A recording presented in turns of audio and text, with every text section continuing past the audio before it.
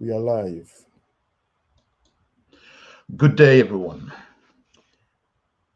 On the eve of the Commonwealth Heads of Government meeting, which will be held in Kigali between the 20th and the 25th of June this year, journalists, authors, academics, and other experts from various Commonwealth countries are coming together in this virtual conference to discuss and share the experts' views and the relationship between Rwanda and the most important Commonwealth values at the time when Rwanda will begin to chair the organization for the next 2 years. As the spotlights are on Rwanda right now for that event, we ask ourselves this question: do the member states of the Commonwealth really care about its values? So to start our conference, I will now introduce to you Mr. Valentin Akayesu, who's the facilitator of the first panel. Thank you. Yeah, thank you, my brother. I'm happy to join you on this platform and talk about the situation of Rwanda regarding this coming summit of CHOGM in Rwanda. Thank you. Okay, thank you, Valentin. And now you can take the microphone and present your panel members. The microphone is yours. Yeah, thank you again. As you said, my name is Valentin Akayesu Muhumuza. I currently live in the Netherlands. Yeah, of course, originally from Rwanda. I have a professional background of law. I have practiced law in Rwanda as a judge and later a trainer in a school of law. I have also immersed in human rights work in Rwanda. I was a member of some organization in Rwanda, like the Organization for Human Rights in Action in Rwanda. And unfortunately, the organization is no longer working because, as you know, the situation in Rwanda is not favorable for the work of human rights organization. So briefly, that is me. Yeah, I don't know whether Freddie, I can say more about. Thank you for your presentation. Now you can now introduce to the first panelist, and we'll go on with the discussions. Thank you. Okay. The first panelist is Mr. Phil Taylor from Canada. Phil Taylor is a Canadian and veteran broadcaster with many years' experiences in media experience on radio. Taylor is the host of the Taylor Report on CIUT 895 FM on the University of Toronto. For many years, his CIUT Taylor Report was the only North American broadcast outlet giving voice to dissident Rwandans and ICTR defense attorneys. He is also laureate of 2018 Victor Ingabire Umuhoza Democracy and Peace Prize Award. Mr. Taylor, we are happy to have you on this platform. Thank you. By the way, I'm to speak for 10. Is it 10 minutes approximately?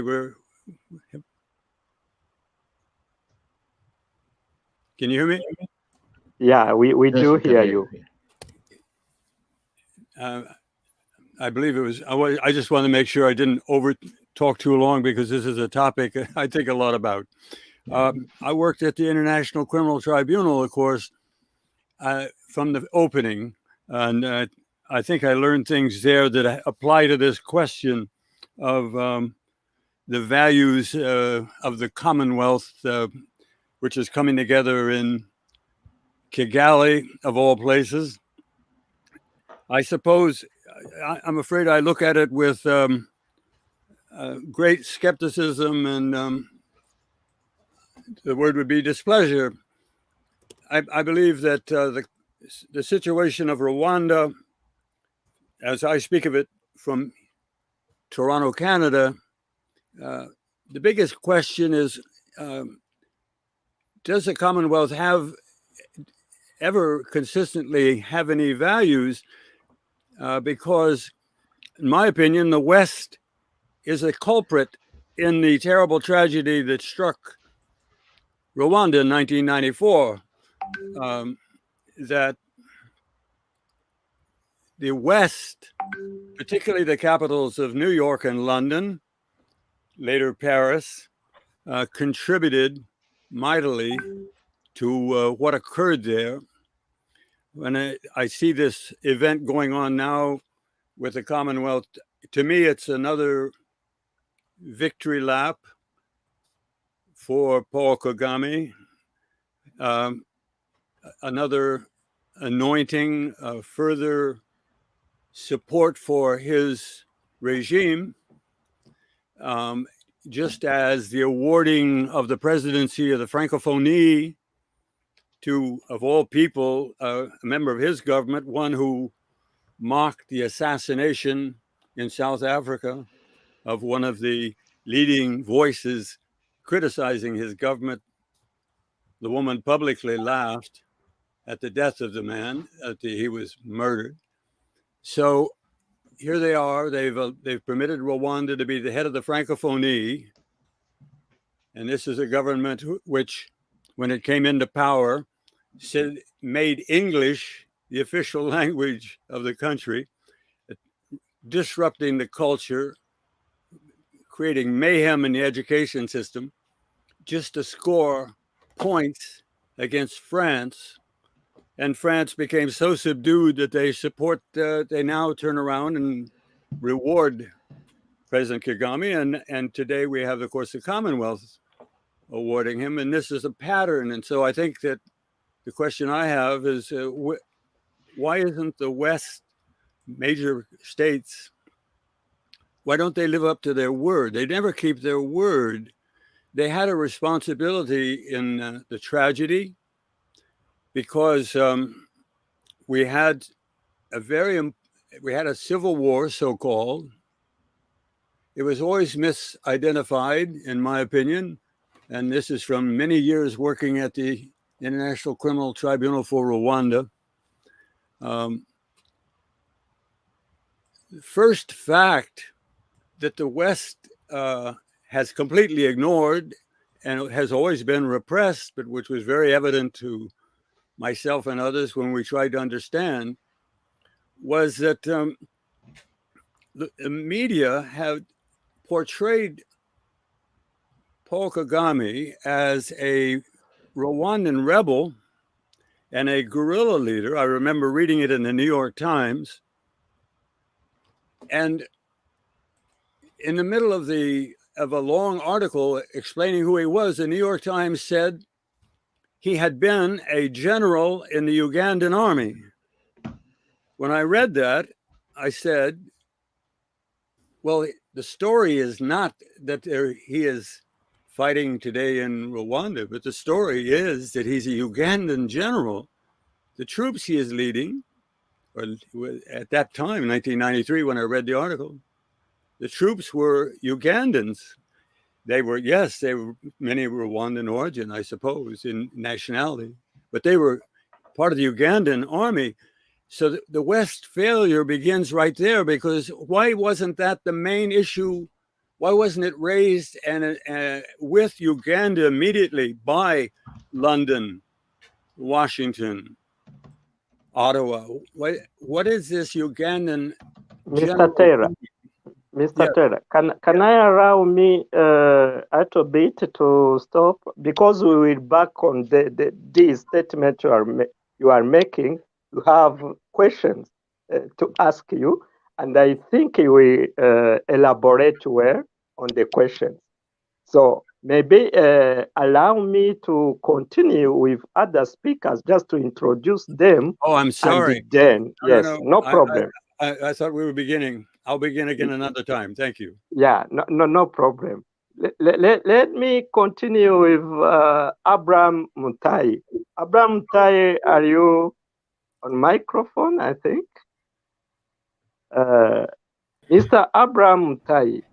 Yes, yes. You are a Kenyan digital and political strategist. Yes, yes. You have been very known figure, political commentator in Kenya and East Africa, and a defender of freedom of speech. You have Yes. also, you are also known as a champion of the use of social media as platform to use for responsible freedom of speech and to Yes. hold authorities accountable. You have over 500,000 followers on Twitter, which is incredible. And you have also committed on Rwanda freedom of speech and the media and got attacked that we will talk about in this conference. Yeah, I do have to remember you are also the awardee also of Ingabire Prize, Ingabire Prize. So, something to say in 1 minute? Okay, that's quite a good introduction. I hope my audio is good.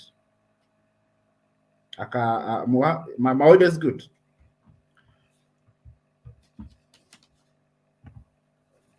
Valentin, my audio is okay? Yes, yes, I do hear you. Thank you so much. Basically, what I can say in this 1 minute is that the theme. I mean, what we are talking about today, the topic of this what we are talking about today, Commonwealth coming to Rwanda. For me, I have seen it. I see it from an angle of people in government being in business with other people in other governments. I can say. Because I have never understood and I've never seen if we have serious good values that are actually propagated by the Commonwealth and actually they are entrenched in Rwanda, because what Rwanda is, especially to the media, is really something different when it comes to what Rwanda is on the ground. And for some of us who are always engaged and following events in Rwanda, we get a little bit annoyed and sometimes dismayed when we see the media are actually participating together with the government of Rwanda in distorting facts and projecting a different image that does not exist on the ground. So it is a very interesting conversation, and I was very happy to be invited to participate in it. And I wish these kind of conversations we can have them across Africa and have people participate in them, because they are eye-opening and it's key for us to talk about this, especially when we talk about what are some of those values that we could be seeing for the Commonwealth that we don't actually see in Rwanda. If we talk about democracy, is there democracy in Rwanda? I mean, so I think it's going to be a very important conversation. Thank you very much, Yes. Valentin. Okay, thank you. Nice. Nixon Katembo from South Africa. Are you with us? Me? Yes, I'm with you. Yes, how are you, Nixon?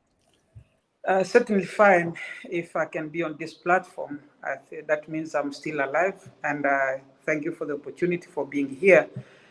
As a person in the media who has been following events in the Great Lakes region, personally as a person who comes from northeastern DRC in the Ituri province, and having suffered at the hands of rebel invasions and the subsequent creation of proxy militia in my own country of origin, the DRC. This platform is very closer to my heart, especially looking at the Commonwealth principles that is set out in the Commonwealth Charter. There are about 16 of them, but one touches me is the Charter number 3, the principle number 3, which talks about international peace and security, and whether Rwanda fits into this category of being known as propagating peace and security, while it is participating in a protracted war and wars of invasion since 1996 up until today in Eastern Congo, and creating militia groups under the name that they are Congolese group, but actually in real essence, they are militia that are funded and armed as well as supported by the government of Rwanda to actually feed into the narrative of economic miracle that the Rwandan government has done. And one who should not miss our words in talking about it, that this is a government of run like a mafia type of government, of which the general vehicle of this mafia is a Crystal Ventures, which is the economic wing of the Rwandese Patriotic Front. So that is the question that where we lie, and I think going forward in this discussion, I hope that we expand on them in greater details. Thank you. Thank you, Nixon. I first inform our audience the person who you are, because I have not put it. So let me do it right now.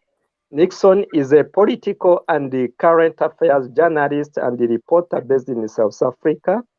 Nixon appeared on various South Africa television outlets, particularly CABC, sharing his expert commentary on conflict and political dynamics in the Great Lakes region of Africa, including Rwanda. In South Africa, is known within the media sector as the man to go to for information and expertise related to the region. Thank you again, Mr. Nixon. So let me call Dr. Anjan Sundaram. Dr. Sundaram, great to have you. Thank you, Valentine. And okay. Can everyone hear me? Yes, I do hear you. Let me first introduce you to our audience. Yeah, of course, I know many Rwandans who follow the development of media and the human rights, of course, know you, but it's better to recall who you are for the other people who don't know you. Dr. Ajan is an award-winning journalist who has reported from Africa and the Middle East for the New York Times and Associated Press. His writings have also appeared on the Washington Post and Los Angeles Times, The Guardian, Huffington Post, and many others. In 2006, Anjan received the Reuters Journalism Award for his reporting on Pygmy tribes of Congo's rainforest. 2009, Anjan Sundaram began a journalist training program in Kigali, the capital of Rwanda. After his training, almost every reporter he instructed was arrested or forced to leave the country, caught in tightening web of strict media control. In his book, Bad News, The Last Journalist in the Dictatorship, Anjan offers an incredible first-hand look on the rise of dictatorship and the fall of the free speech. One that is important to understand, not just for his implication in Rwanda, but for any country threatened by demand to adopt a single way of thinking. Thank you, Anjan. In 2 minutes, something to say?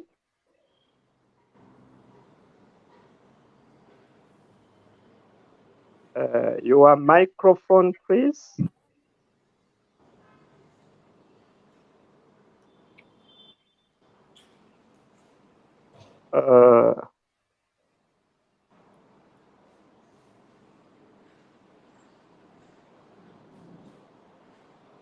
Maybe on people who are in techniques. Do you hear us? Dr. Anjan?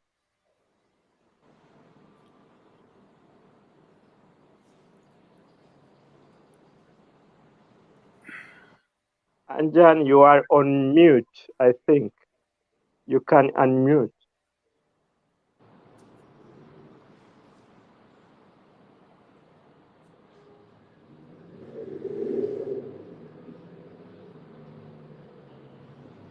Yeah, while Dr. Anjan is arranging his microphone, let me give a throw to Mr. Noel and continue presenting other speakers. Mr. Noel?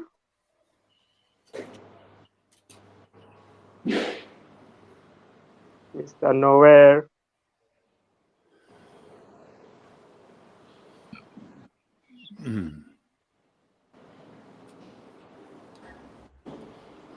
Hello. Hello, Mr. Hello. Noel. Thank you, Valentin. Thank you for Okay. all those introductions. And actually, before we get to Noel, I would like to have some words with our panelists, because we do have some questions to ask to the panelists. I'll probably start by Phil Taylor. Phil Taylor, as a Canadian, what do you think will benefit for Rwanda by becoming a member of the Commonwealth? Do you think it is well placed? Do you think Rwanda is well placed to become the chair of the Commonwealth, the position that requires to promote and inspire member states such as Canada in implementing Commonwealth values, including democracy, human rights, freedom of media, and so on? What do you think about it?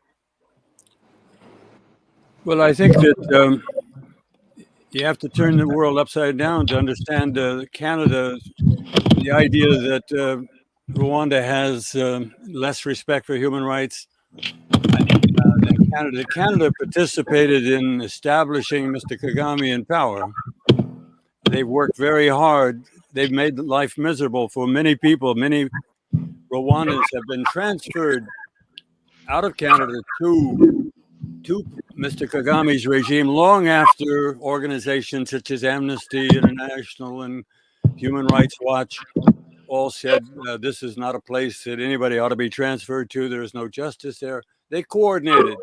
So in a sense, I have to say they're brothers, because they have been providing help,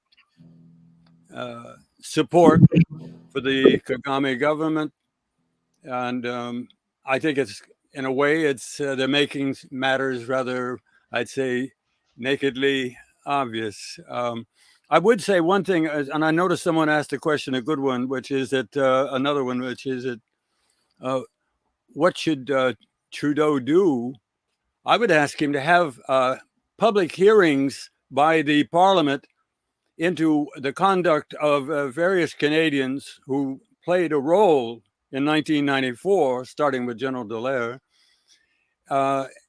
because the Belgians did it. The Belgians wanted to know what happened, and their parliament met on the subject. And France had more than one. I think that would be a good start. But as for the Commonwealth, they're just continuing the process of aiding and abetting Paul Kagame. Okay, thank you, Phil. Thank you very much. And Mr. Mutai, as a Kenyan, I know that you have used your social media expertise to comment on Rwanda issues. What was your experience at that time in interacting with Rwandans? And is it different from your Kenyan audience, or you find it being the same? My experience is actually it's not the same. It's not the same. I find it a little bit different, because the issues we are facing in Kenya are a little bit different from the issues in Rwanda. For instance, there in Kenya, we do have freedom of expression. We have freedom of speech. We speak freely. We support whoever we want. There is a well-established political environment. We have people in the opposition. We have almost 150 political parties in Kenya. And the situation is totally different in Rwanda, where we find that most of the time, the situations there are actually, people are conditioned to think and act almost the same way. And when you act differently, right from the top, from the government top down, they will actually come down very hard on you. And I find this, and I find it a bit weird and strange that even citizens of Rwanda who are on social media are actually aiding the government in doing this narrative. For instance, when I started speaking about issues in Rwanda, and I was so much fascinated by the musician who was actually murdered and assassinated. I was fascinated by his way of thought and what he was fighting for. During that time, when I was speaking about that, the Rwandan government reached out, the ambassador here in Kenya. Of course, I think he was, of course, sent, of course, by the government in Rwanda. He reached out, and the kind of narrative that the kind of tweets and posts I was making, they really didn't. The government of Rwanda didn't want me to go that route. What they really wanted is me to, to speak mostly about the government-sanctioned narrative of what really happened in 1994. So that government-sanctioned narrative is what they always want everybody to speak about. And when you speak contrary to that government-sanctioned narrative, you find that there are so many, I believe, so many Rwandan people who are on social media, and probably they are paid by the government to always come and attack me. They've always attacked me. They've called me names. They say I'm being paid by NGOs. They've said I'm being paid by people in Europe to smear or attack the government of Rwanda. But these are facts. These are issues. These are facts. And both sides of the divide during 1994, they committed crimes, and we cannot just say one side committed a crime while the other did not commit a crime.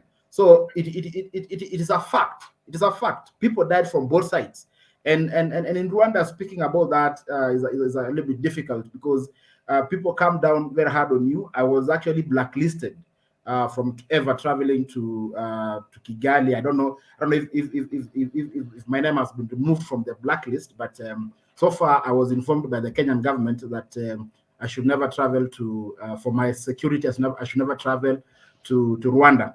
And it was during this time the Rwandan government reached out asking me to. They actually were going to sponsor me to travel to Rwanda, and they thought that they needed to re-educate me on what I really know about what happened in 1994. So they say that they're gonna show me around. They're gonna show me, educate me what happened there, and basically for them they wanted me to understand the official government narrative. Okay. So thank you. Thank you very much, Mr. Mutai. Now I will give back the microphone to my friend Valentin to continue on. Thank you.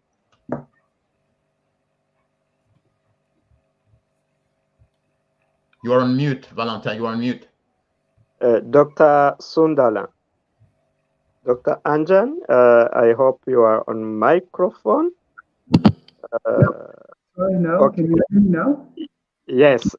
Let me ask you a question about the development of journalism in Rwanda. You know you are expert in this field, and you have a very specific knowledge about the situation of journalists in Rwanda. So there is a CHOGM, this summit that will be held in Kigali in coming days. And we all know Commonwealth is based on different values, among others, promoting peace, dialogue, freedom of media. So what the assessment do you make about the progress of media in Rwanda, mostly after you have worked on the field in Rwanda? What assessment you can do today about the development of journalism in Rwanda? So thank you, Valentin. My book was about the demise of and destruction of free speech in Rwanda in 2010, around the 2010 presidential elections, and in the years subsequent. And since I left Rwanda over the past several years, I think the clearest indicator that free speech is even more under threat and even more restricted is that in 2010, Kagame won the presidential election with 93% of the vote. And in 2017, he won with almost 99% of the vote. I think that's a very clear statistical indicator that repression has been increased, free speech is tighter. And in my opinion, keeping in touch with journalists and the media situation, it's gotten more and more, it's gotten worse and worse over time. It's become tighter as Kagame has felt more and more under threat and concentrated power in the presidential office increasingly. I think the Commonwealth process has been compromised since the beginning. I remember when I was in Rwanda, they were conducting a human rights evaluation, and the Human Rights Commissioner, I believe that's the term, of the Commonwealth, pointed out many of the human rights violations in Rwanda and recommended that those be addressed before Commonwealth membership was granted to Rwanda. And that wasn't the case. And so it was a political decision. And I think this Commonwealth summit, in not allowing journalists, critical journalists such as myself and many of my colleagues, to attend and to report on the event, is going to become just another whitewashing event where, foreign leaders are going to come to Kigali and be able to say whatever they want, be able to speak freely, which is a right that is not granted to many Rwandan journalists, academics, politicians, NGO workers, civil society members. Many of them have been killed for speaking freely. And so I think it is a tragedy that the Commonwealth leaders will get this impression that they can come to Rwanda and speak freely and live freely, when that is not the case for many, many Rwandans who are critical of President Kagame.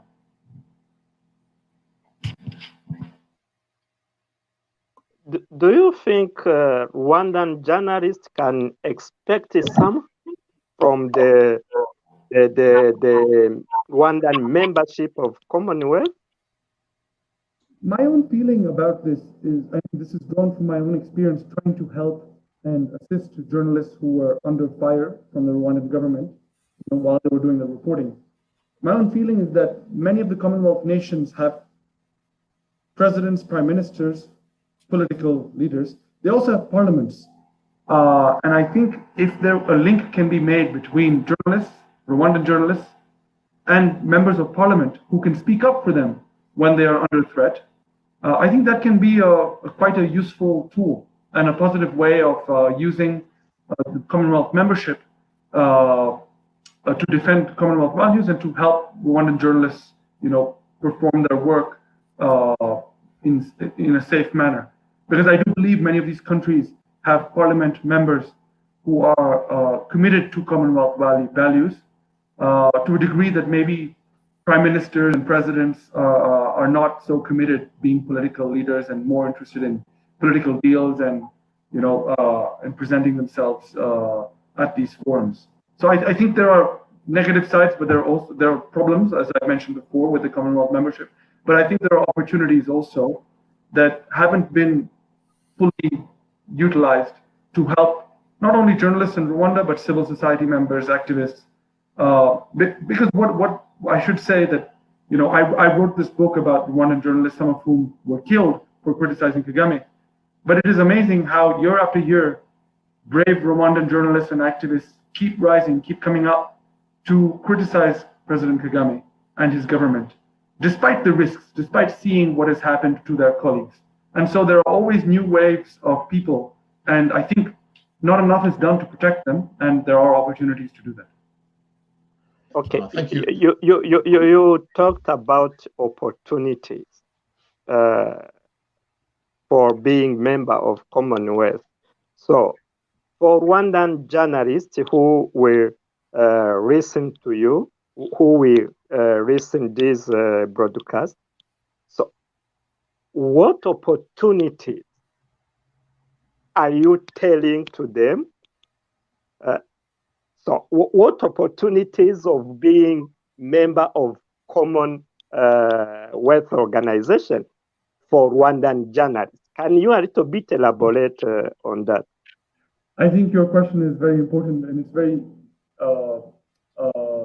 tricky to answer because many of Rwandan journalists many of their liaisons with the outside world, with foreign countries, happens through embassies.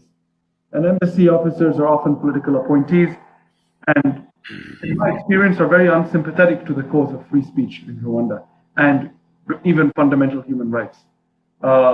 Many of them are critical of Rwandan journalists and human rights organizations. And so it can be very difficult for journalists and activists to go through the embassies to members of parliament. I would encourage Rwandan journalists, and obviously I know they're under fire doing a very difficult job already. But I'm sure there are many nonprofits, NGOs that are coming to the Commonwealth Summit as third members. And there are international organizations like Reporters Without Borders and Community to Protect Journalists.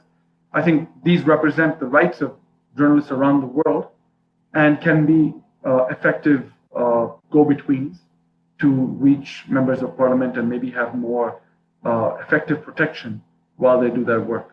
So yes, again, it's a very complex situation. As has been pointed out before, President Kagame has so much support in the international community. And I'd like to just make one little point that I think critical of this support, but I think it's also worth understanding it. President Kagame is he's very good at in his speeches at channeling a lot of historical racism and a lot of historical media narratives that undermined Africa and Africans. And President Kagame, like many leaders like Modi in India and Erdogan in Turkey, they use this historical sense of humiliation, and they present themselves as a solution, as a new generation of leaders who are building countries that are proud of their histories, don't need to depend on the West. And so this narrative is very seductive. So I understand that in the international community and among many Africans as well, leaders like Paul Kagame are a breath of fresh air, and a lot of people support them. What I think is important, and the work we're doing here, is that these grand speeches are concealing neo-totalitarian states, very, very powerful, repressive states, dictatorships in effect. And I think that is a problem. Yeah, thank you, Dr. Anja. Mr. Nixon Katembo, you are you are expert in conflict assessment, strategic assessment. So you know about our situation going on in the region of Great Lakes of Africa, and you know also about this, I may say, a new development, cooperation development in the security domain between Rwanda and some countries in Southern Africa. So how do you assess Rwanda involvement in Mozambique?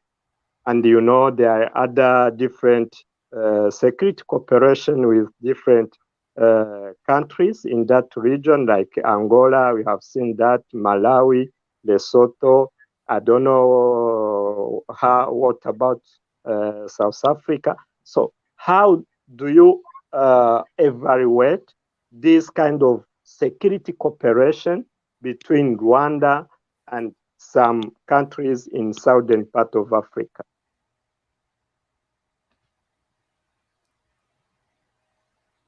Your microphone, I think. Okay. I think it is important to underscore the point that these security cooperations are meant only for one thing, to sanitize the regime in Kigali as a one contributing factor to international peace and security in the eyes of the public opinion.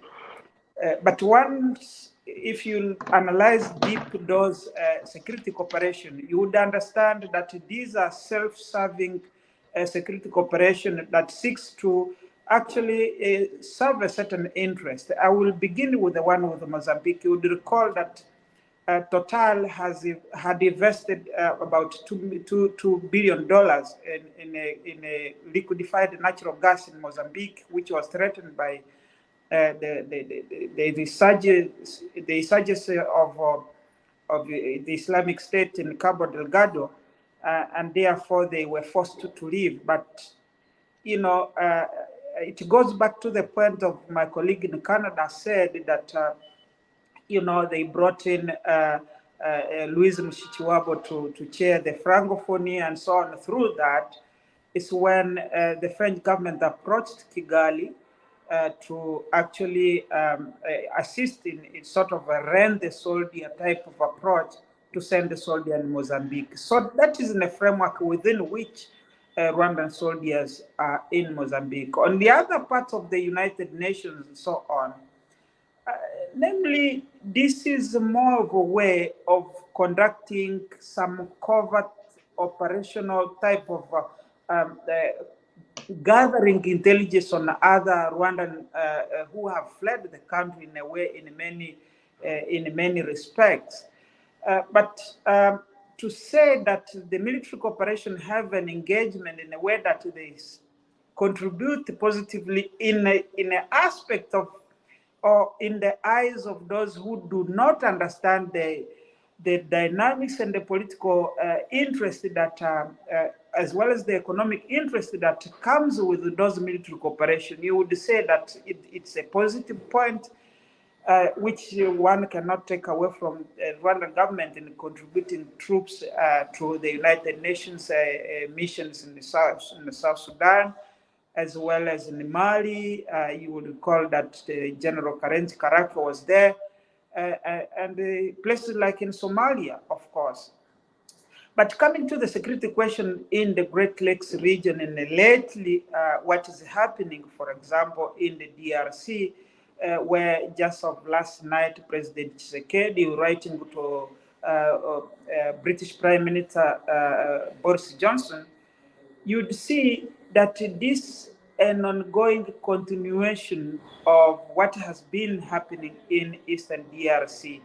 And perhaps if the Commonwealth value around international peace and security can be entrenched among members, then one would say that Rwanda does not qualify in any case in taking part or even hosting the Commonwealth itself, given its role of destabilizing factor within the Great Lakes region. And I should mention that this is not just only about the Eastern DRC. Burundi have a similar problem, although the Burundians have stand firm against the bully that has come from Kigali by supporting the likes of General Niyombare and the likes of Hussein Rajab to mount a coup in Burundi against the late President Pierre Nkurunziza. So going to Kigali at the moment when all these aspects of security and general destabilization of the Great Lakes region at large, I don't think that it really espoused to this particular value of international peace and security in the Commonwealth Charter is all about. And I think it's not up to the Commonwealth members to figure out whether this is worth it to do.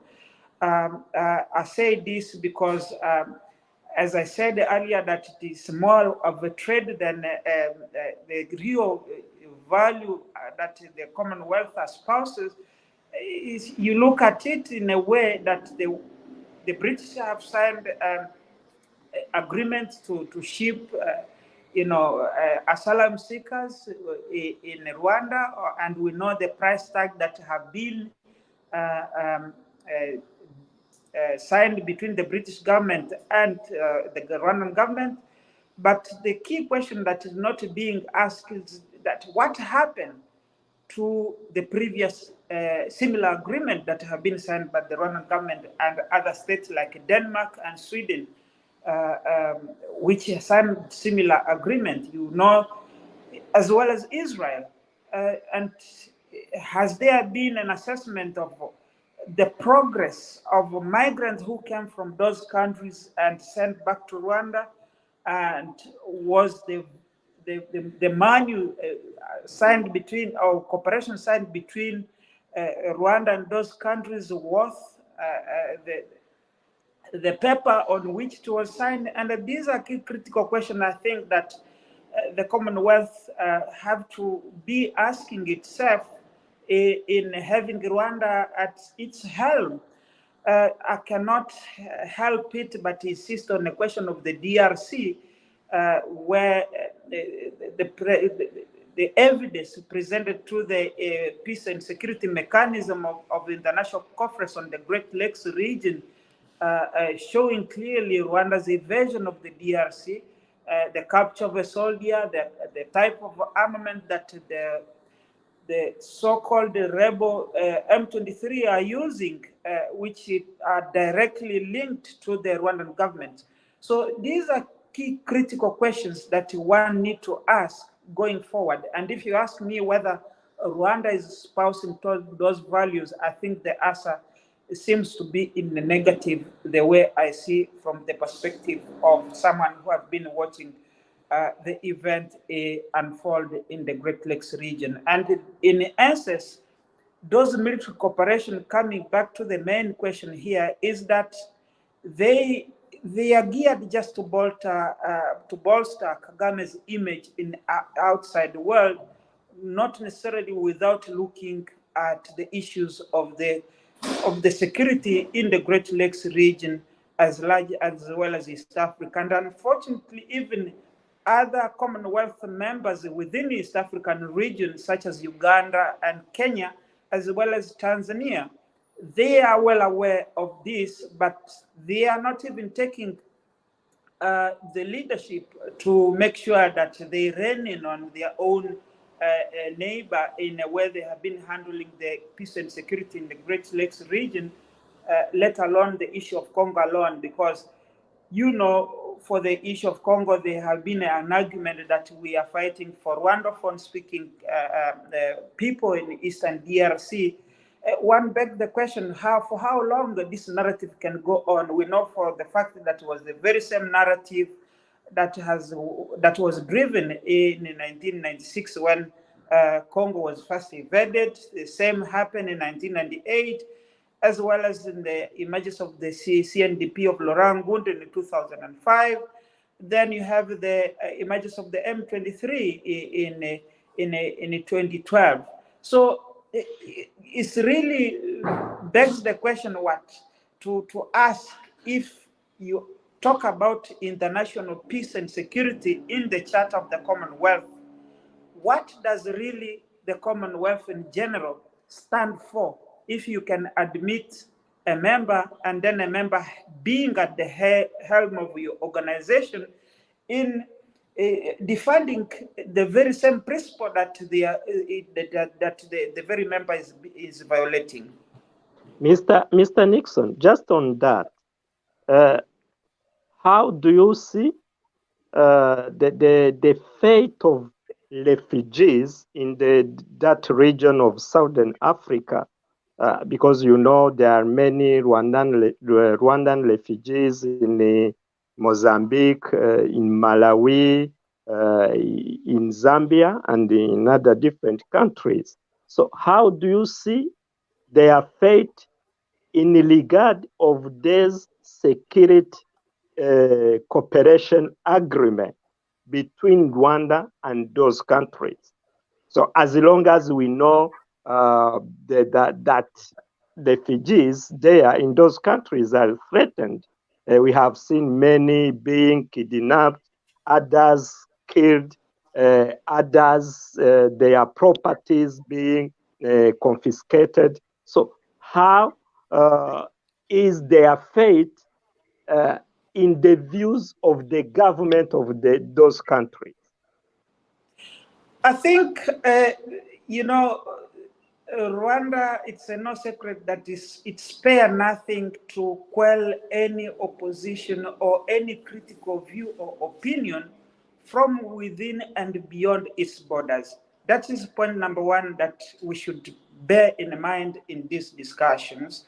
And even the fact that we are coming on this platform might be a security to our own personal life. I mean, that is and there is no doubt about that. If you ask me about the security cooperation between the Southern African countries and the government of Rwanda, it's geared towards actually not having a genuine security threat that's coming from these countries towards Rwanda, but rather making sure that there is a covert operation against most of these refugees who are seen to be prospering in those countries, making their own lives and continuing without hindrance. And clearly, it seems to me that the Rwandan government does not want any refugee, especially who does not toe the line of government, to carry on with their lives. And you talked about those who have been kidnapped in Mozambique. You talked about those who are being killed in various Southern African countries. And you recall the attempt on Kayumba Nyamwasa here in Johannesburg, the killing of Patrick Karegeya, which has been talked about. But there are many others who are dying in silence, whose name might not be known to the public and might be not influential. And the very same agreements that are signed by this government is the one that facilitates military attachés to actually send in people who are spies in nature, or even snipers who just go on and attack these refugees. And that's the danger of those military cooperation. Now, we recall that there was recently an agreement signed between the government of Lesotho on security cooperation in terms of security training. And one wonder, what is the aim for? It's because the South African government stood firm against the Rwandan government to committing atrocity on its own territory. And therefore, Mr. Nixon, let's give a throw to other speakers before we finish the first part of our intervention. I want to come back to Mr. Phil Taylor. Phil Taylor, as a Canadian citizen, what do you think Canada, what kind of influence Canada could exercise on Rwanda as a Commonwealth member country? So do you think there is something Canada can do just to support the development of human rights, freedom of speech, freedom of press? So what do you think about that? Do you see anything the government of Canada can do in this sense? I think the government of Canada needs to act on its rhetoric. Some more appropriate reaction to news, such as that once again Rwanda is sending troops for the third, fourth, fifth time into Congo. Canada should say firmly, we don't believe they should be there. If they continue to be there, we don't want to be part of any organization with them.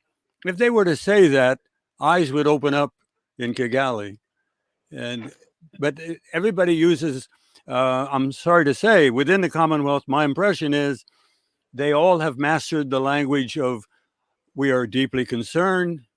This is a troubling bit of information. We're going to look into that. We're going to have conversations. When in fact, they're working very closely with people who are committing serious crimes domestically and against their neighbors.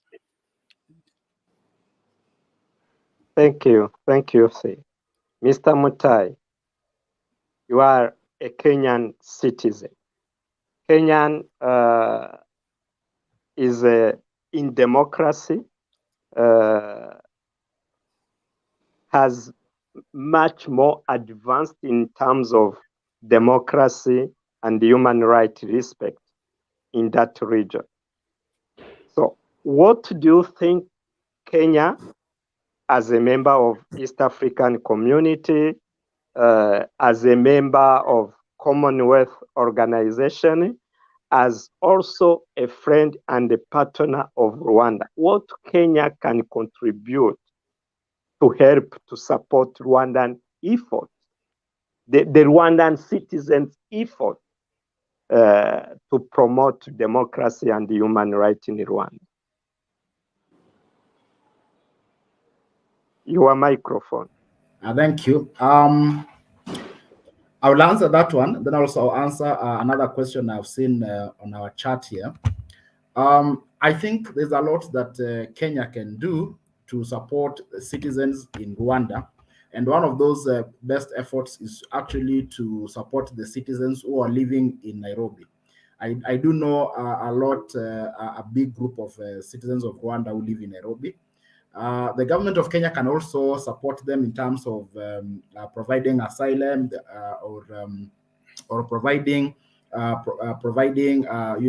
place where they can transit into other countries where they are looking for asylum or actually trying to move away from Rwanda.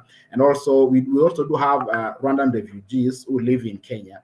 I believe that the Kenyan government can increase support to these refugees by also giving some of them resident status where they can still work within the country. I know a very large group of Rwandan citizens who have been given work permits. They live here comfortably and they go about their businesses without much hindrance. So I think as much as sovereignty and statehood is concerned, there's little that Kenyan government can do,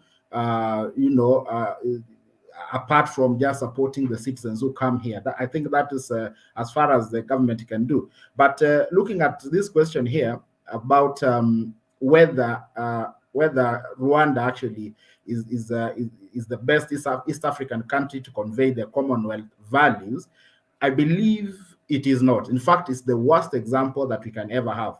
If the Rwandan president hunts and kills his opponents and political critics across Africa, the Rwandan president kills his own people who actually dare criticize him within his own country.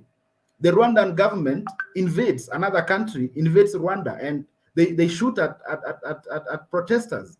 So the Rwandan government shoots protesters who are refugees who are just protesting.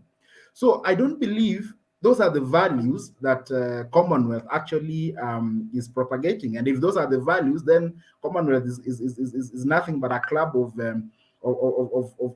a few people who are actually trying to uplift a certain hegemony. And as there's someone who said here, one of the panelists, that Commonwealth really, when you look at it at the bottom line, it is all about the United Kingdom. Is about the United Kingdom furthering their own agenda.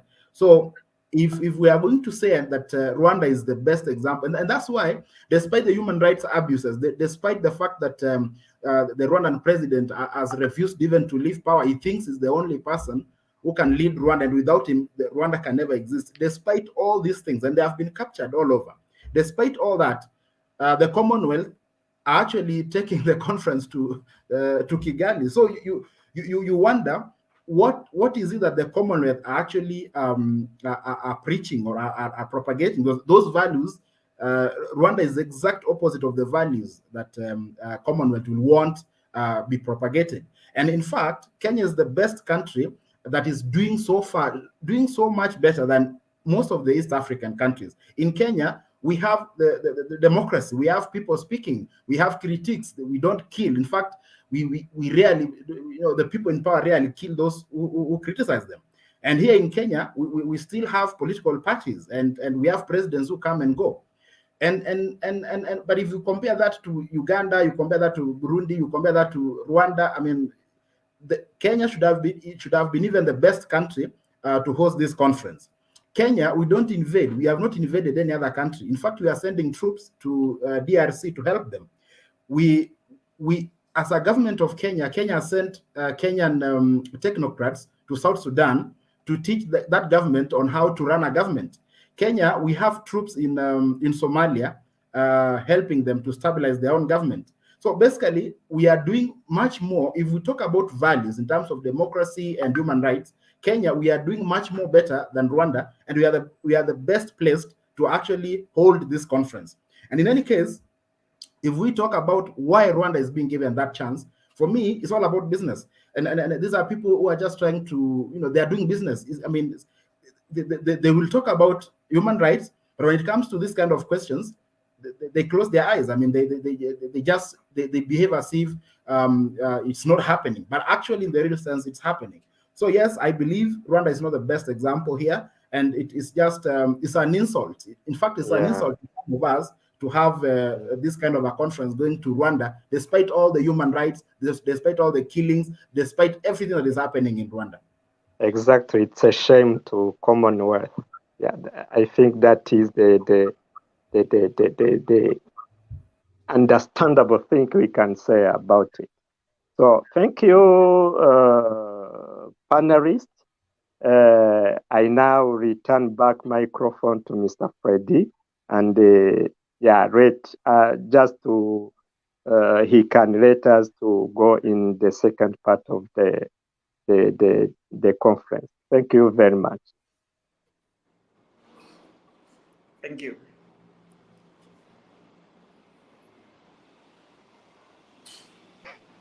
Freddy, your microphone. Sorry. Thank you, everyone, for participating in this panel. And we wish we had more time to discuss, because there are so many things to discuss about. But as we still have 2 more panels to follow, so we will go on and with the next panels. But before we do that, I would like to on my own perspective, listening to all of you, it gives me the feeling that with Rwanda being the next chair of the Commonwealth, we'll have so many things going on. We'll have probably to watch closely. So Rwanda will not lead that Commonwealth organization as it does, as President Kagame does in his own country. And that being said, I will go on and pass the microphone to my friend Noel Zihabamwe for the next panel. Thank you very much.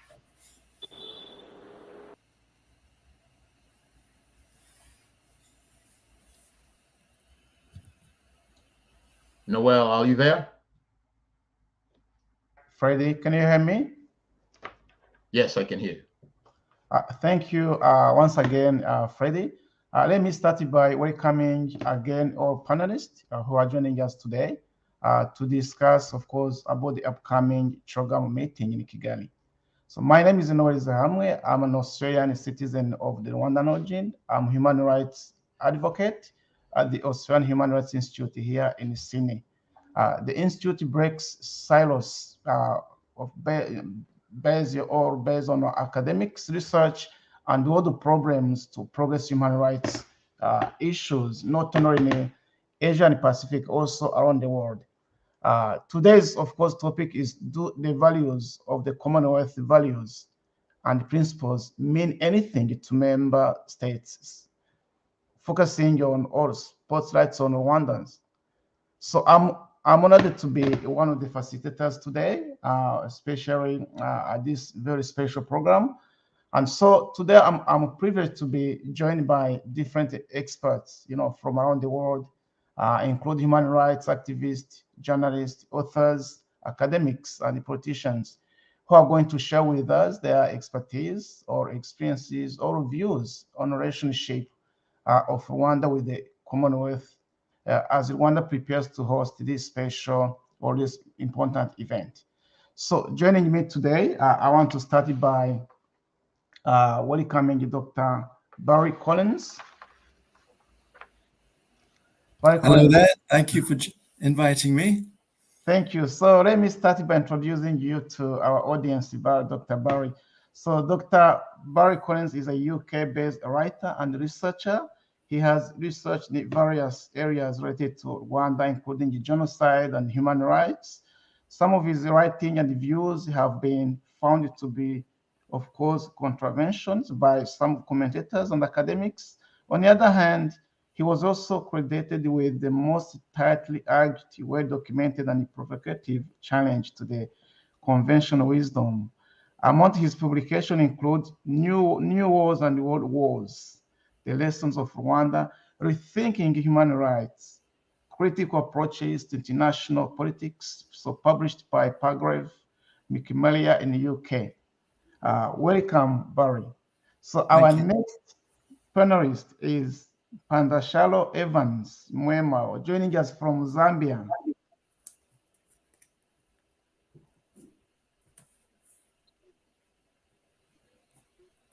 Miss Evans, a very warm welcome.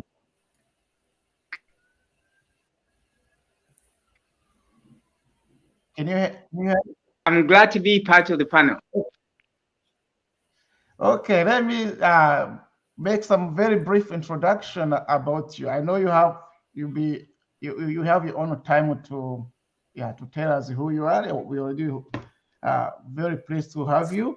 So Mwema is a Zambian journalist specialized in political commentary and reporting. So he has written in various Zambian-based leading newspapers, including the Zambian Observer, the Daily Nation of Zambia, and others.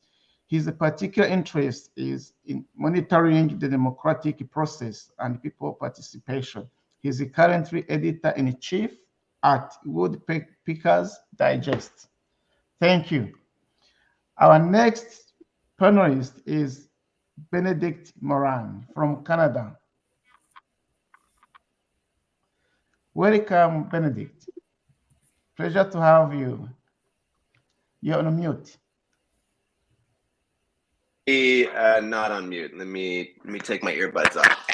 Okay, good. Thank you. So let me also give you a brief introduction about Benedict. So Benedict Moran is an award-winning journalist and an independent filmmaker. He has directed, reported, and produced for The Guardian, PBS Frontline, The New Yorker, News Hours, Al Jazeera, Vice News, and the Christian Science Monitor, and Foreign Policy, National Public Radio, CBS News, Public Radio International, France 24, and others. He was a silver medal winner in 2019 for the Ricardo Ortega Memorial Prize and gold medal winner in 2015 of the Elizabeth Neva Memorial Prize for Written Media from the United Nations Correspondence Associations. So welcome to our panel. Last but not least is Dr. Richard Kapende from UK.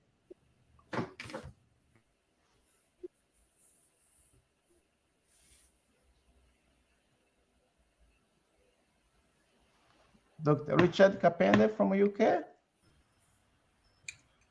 Hi, can you hear me? Yes, yes. Welcome, Dr. Richard. Thank you. Thanks for having me. Hi, can you hear me? Yes. So, Dr. Richard Kapende is he's a lecturer in criminology and quantitative research methods, Institute of Criminal Justice Studies at the University of Portsmouth. He holds a PhD in social statistics, an MS in demography, and BSc in criminology and psychological studies.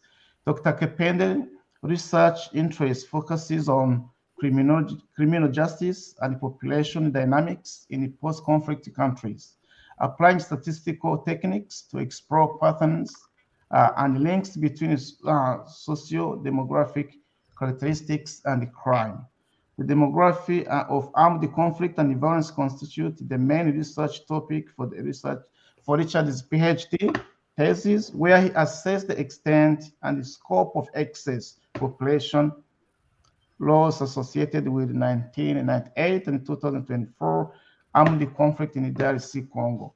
Thank you so much to have you all, and we are pleased to be with you today. I know here in Australia, it's nearly midnight. So I know like Canada, it's morning time, then the UK, it's daytime, same as in Africa. So going back to, starting with now with Dr. Barry Collins. I have a few questions and I'll be going one by one. Dr. Baron Collins, what is your view on current Rwandan governance and human rights situation? Do you think Commonwealth membership will make a difference? Well, I don't think it's changed at all since Kagame took power in '94.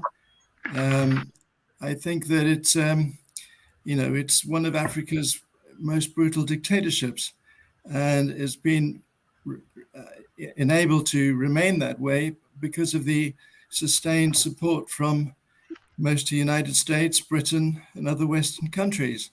And I think, our task here is to expose this and to show really that this Commonwealth meeting is a demonstration of contempt for the people of Rwanda and for the electorates of all the Western leaders that they are supposed to represent, because they know the record of Kagame and his government, because they've been part of his own narrative. They have sustained his narrative, supported him. Britain to date has given £1.3 billion in aid to Kagame's government.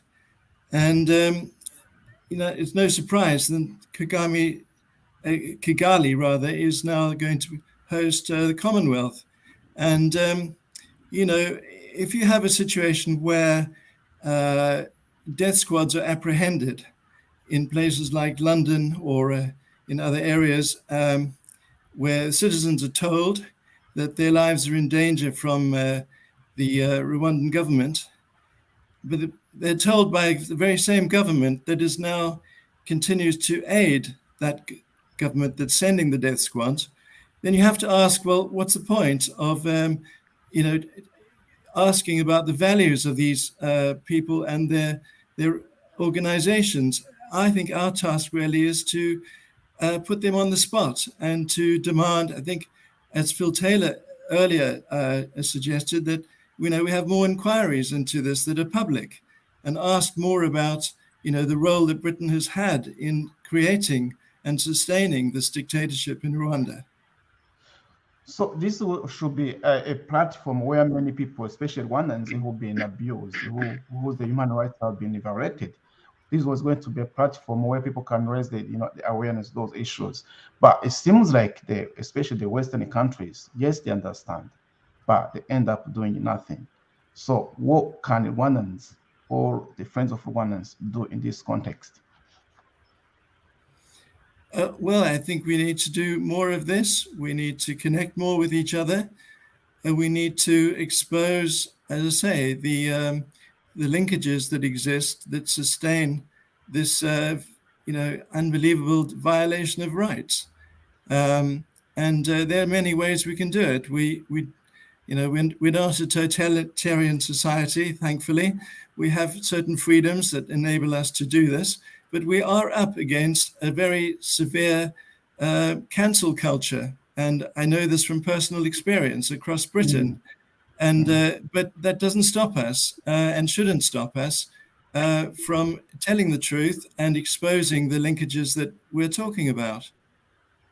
So going back to Panda Evans from Zambia, what the view of Rwandan governance or as a country that most of Zambians have? So we see people sympathizing. There's a clean city, there's a visionary person. So what's Zambian views on this?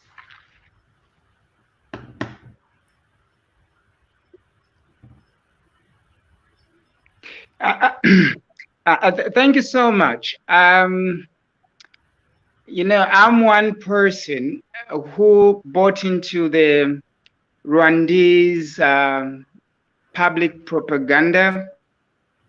I've written wonderful articles about Paul Kagame and his. I'm one person who, at the same time, listens to reason.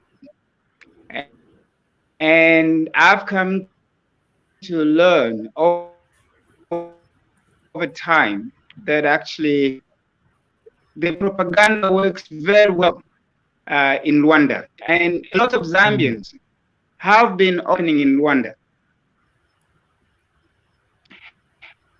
But as an independent, as a freelance journalist, personally, I'm trying so hard to make actually people's truth. It's very difficult to go back because the truth defines the reality. I think at this moment, a lot of Zambians know that things are not okay in Rwanda. Because you see, we have a lot of Rwandese who are running shops here in Zambia. And I remember one time when I was arrested for my objective reporting, sorry to say, I met a lot of Rwandese while I was in detention, and they did nothing wrong. But they were being persecuted here in Zambia because of their views. So some of them were journalists, some of them were political activists, and they were supposed to be deported back to Rwanda. And I think this of the majority Zambians, and I feel that it is really high time a forum like what you have prepared is really aired so that a lot more people come to know the truth about Rwanda. But many people see Rwanda, of course, as an example. While you, as a journalist, independent journalist, you say something different. And many refugees from Rwandan background who reside or live in Zambia have experienced those atrocities, where even some attempted assassinations have been actually conducted.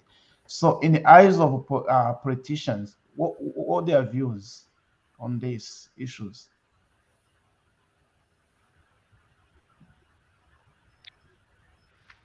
I feel that, democracy in Africa has failed us in one area, in the sense that we've failed to distinguish between the concept of multi-party democracy and democracy itself.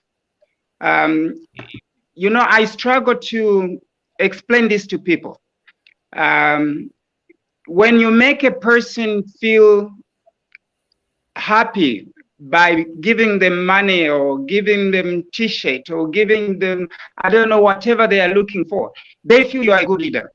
You don't go down to the real issues of what democracy actually means and why we should be advocating for democracy. Politicians, I'll try and make it very simple for the viewers to understand this. If you have someone in the opposition here in Zambia who might gain political advantage by associating himself with Paul Kagame, he would never say anything bad about Paul Kagame.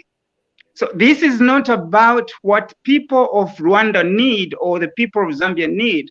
It's more about what I want as a politician. And I think this is one thing that we're trying so hard right now to explain to people, the greater majority of our people, what is it that the people need? What is it that we are trying to achieve as a country, as an ordinary child on the streets of Lusaka, as an ordinary man? We remain a people. Thank you. As a country, Zambia as a member of Commonwealth, we come back later on to you to see what the Zambia as a country or as a member of Commonwealth, community can do. So let's go now to Canada, to Benedict Moran. In your upcoming film, The Man of the Year, I understand that you'll be attempt to expose how the current Rwandan leadership has manipulated and bend the world's most powerful people and organizations to their will, successfully getting them to adopt this false narrative and turning a blind eye to their repressive. Don't you think that the upcoming Commonwealth Conference will be a good platform and an opportunity for, let's say, for the president to, or for you to paint an amazing image and continue to manipulate the world, as you put it? Hi, can you hear me? I just want to make sure that everyone can hear me. Great. Yeah, the current Commonwealth Summit is a great opportunity on both sides. Primarily, it's an opportunity for the Rwandan government to once again use an international platform to legitimize itself in the eyes of Rwandans, in the eyes of Africans, in the eyes of, most importantly, Western leaders. I believe that the stage of politics is most important, not in Rwanda. Rwandans know full well what the RPF is, what Paul Kagame is. They've been living under him since 1994. But what the narrative fundamentally needs to be changed in foreign capitals. Why do I say this? It's because, like many of your guests have insinuated, the story of Paul Kagame and the story of the RPF is key to its legitimacy. And that's why they go after people in Zambia. That's why they go after people in Canada or the UK. The propaganda to maintain that story is very, very intense. As you've all experienced on social media, as many of you have experienced physically, being harassed, being threatened. It's an effort to maintain that story of the president of Rwanda as the hero who stopped the genocide, as the hero who's led the country into a post-ethnic reconciliation, when in fact the truth is not that at all. And the RPF's past is mired in allegations of extreme war crimes and worse. So to what the Commonwealth is an effort again to throw that all under the rug, to hide the truth, and to create that media story of Rwanda as a modern country, Rwanda as a model of development. And so what our job is as objective journalists, as filmmakers, as many of you are maybe activists on this, it's to keep talking about the truth. Many of us listening to this might be survivors of violence. Keep talking about what happened to you and try to get the message out as much as possible. So given that example you're giving, Benedict, as you know, many Rwandans activists and also politicians from opposition side, they've been muted. Their voices have been muted.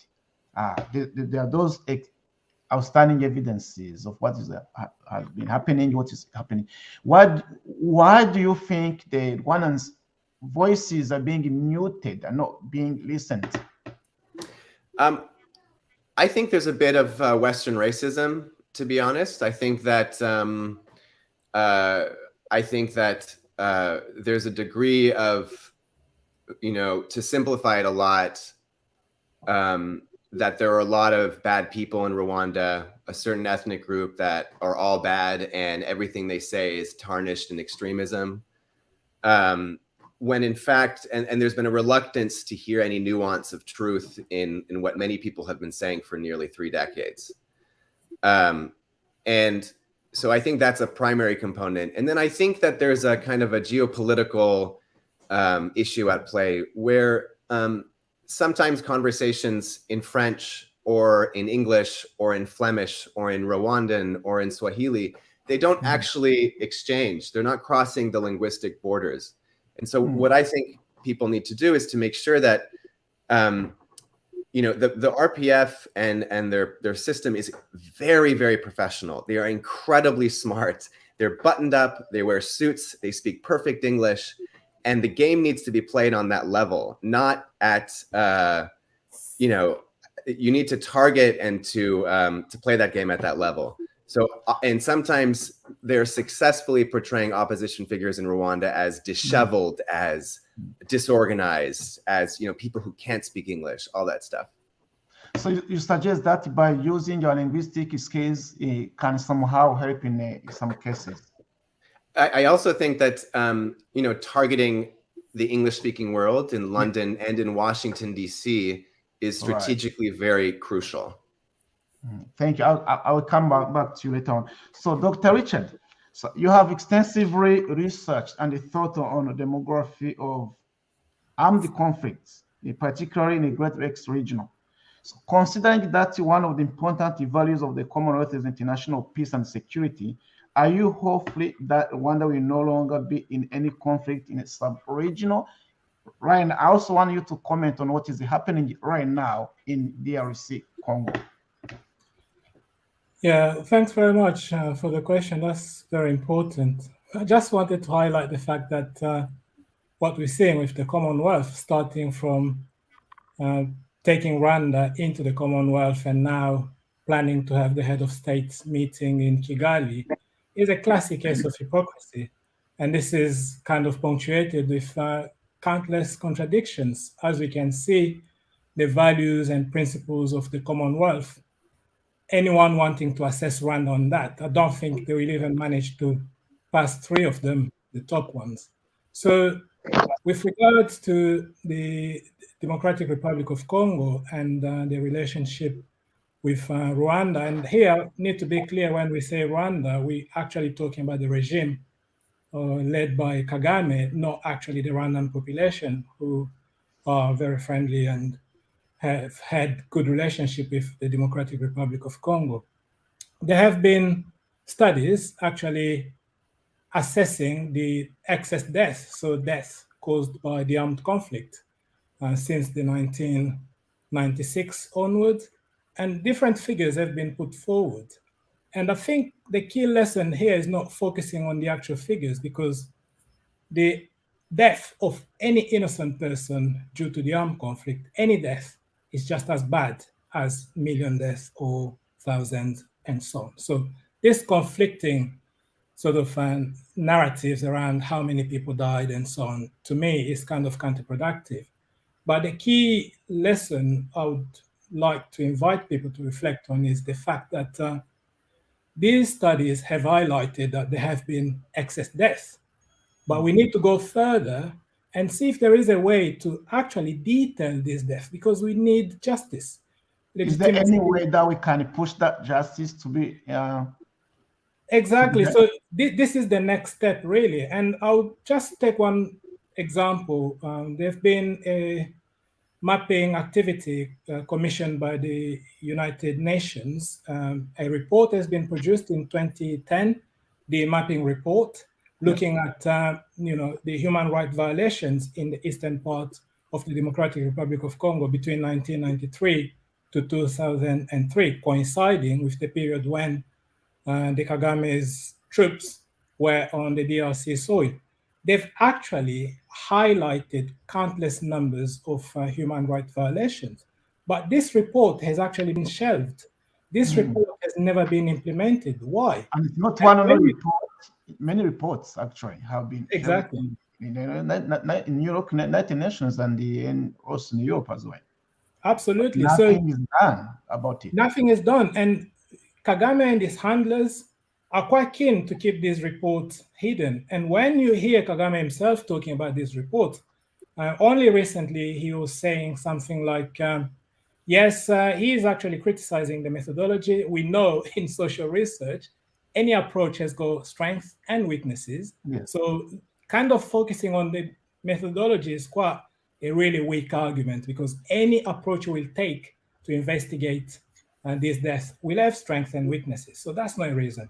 Then he was saying something like, okay, the report will create, if we implement this, it's going to create a narrative of a double genocide. So to him, this is almost his adversary. So he's going to undermine his claim to fame. So he doesn't want people, we don't care about double genocide. These are just words. We're talking about people, innocent people who have been killed. They need justice, regardless of what label you give them. These people need justice. So creating a counter-genocide, double genocide narrative and so on, these are just lame denial excuses that really shouldn't be even allowed in public spaces. So we need to be pushing for this report. we really need to be pushing for accountability. We need to be pushing for justice, because the justice is not about the regime in Rwanda or denying the genocide of the Tutsis in 1994. Yeah, justice. It's for everyone. Justice is justice. Thank you, Richard. So let's go back to Dr. Barry. Dr. Barry, so do you think the British government is doing enough to pressure to improve its human rights situation? For example, all Foreign Office reports have been critical to the record of Rwanda, for the past few years. I remember the last year's report on a periodic review. At the same time, UK is portraying Rwanda as a success story. So I want you to clarify why though the stories are contradicting. Well, I think every time is it becoming like a political game, or it's something that we don't know? Well, I think it goes back to the origin of how 1994 was explained to the world and how Britain bought into what you might call the CHOGM narrative. And so I disagree slightly with an earlier speaker, because it's not just the truth about violations of human rights at an individual level. It's important to tell a narrative that is truthful. And whether you fall into the trap of double genocide or denial of genocide, you really need to start with the truth of what happened in 1994 in Rwanda. Now, Britain bought into and promoted a false narrative, and there was no Akazu Hutu extremist planned genocide of Tutsis. There simply was not, and there's no evidence for it. It's years and years of the International Tribunal of Rwanda failed to produce it. It's simply not there. And if you want to look at, how was this, the greatest perpetrator of the tragedy of 1994 is Kagame and the RPF. And if you, look at the facts, it will support that proposition. And then, having established the facts on the ground, then you can form an overall analysis as to what words are best used to describe what happened. And so that's why our starting point that I think we must insist on is that the narrative has got to be rewritten, and a truthful one replacing what's there. And, every time this happens, we're simply reinforcing the Kagame narrative by not challenging it. And, there's no other starting point here. So in that way, what does the UK government do? I know there's many work that has been done surrounding this topic, and we have had some politicians openly saying the same thing, but still we see your government, the UK government supporting the Rwandan government. Also, at the same time, they hear those voices. They hear the voices of our activists, the voices of people like you who have done outstanding work, but still nothing is done to show or to tell the truth. When is this truth going to be heard or to be shared? Well, yes, it's immensely frustrating that we're still banging on the same door and it hasn't really opened. But, that shouldn't deter us. And the more of meetings like this that we have, the more that we make these connections, the more chance we have of getting to where we need to be. And I do think that in many ways, Britain has really overstepped the mark now with its asylum program to Rwanda. This is another area that's opened up another huge can of worms. How can, Priti Patel tell the world that Rwanda is a safe country when they know they're not telling the truth? And in initiating this program of sending asylum seekers to Rwanda, they are inviting this debate, and they're going to succeed in getting it as long as people like us are going to participate. It was very good to see people standing up against that decision. Let's keep our hope that that will not happen. So let's go back to Panda Shallow Evans from Zambia. So what do you think Rwanda can learn from Zambia in terms of being a Commonwealth value respecting the country? I think there is a lot that Rwanda can learn from Zambia. Look, we may have our own problems in Zambia, politically, maybe socially, but we have made huge improvements when it comes to press freedom. Our new president has made some pronouncements which I feel he can live up to if he does not listen to some of his political cadres. I don't know how I can describe them. I think we are relatively free to express ourselves as journalists at this moment, as long as what we are doing is true. So you see, for the viewers who are seeing us from Zambia, I would like to bring up one very important aspect of this discussion. You might remember that Reporters Without Borders recently talked about the reporter in Rwanda who was sentenced to 7 years in prison. You know, the reporter is from Ishima TV, and you know Niyonsenga. You might know about Niyonsenga. And you know yes, and you know the charges that he was given were assault, obstructing police officers, and practicing journalism without a press card. I mean, you can really tell that, you know, they just want to get rid of this person, but they can't do it. So they are trying so hard to find other cases. And I think in Zambia at the moment, we are trying so hard through the current government to avoid this level of pettiness. But the president has a very difficult. Do people, including the government officials, listen to this? Because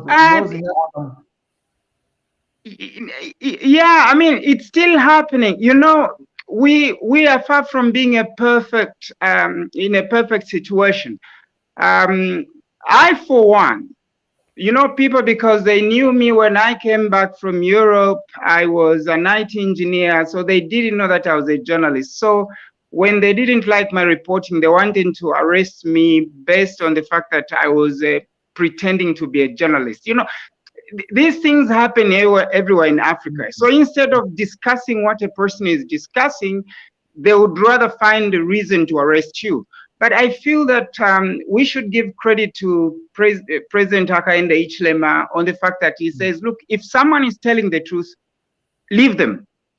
Let's work on what they have. So whistleblowers are not supposed to be arrested, which was not the case even in the previous regime. And I feel that Rwanda should listen, should watch. We are neighbors.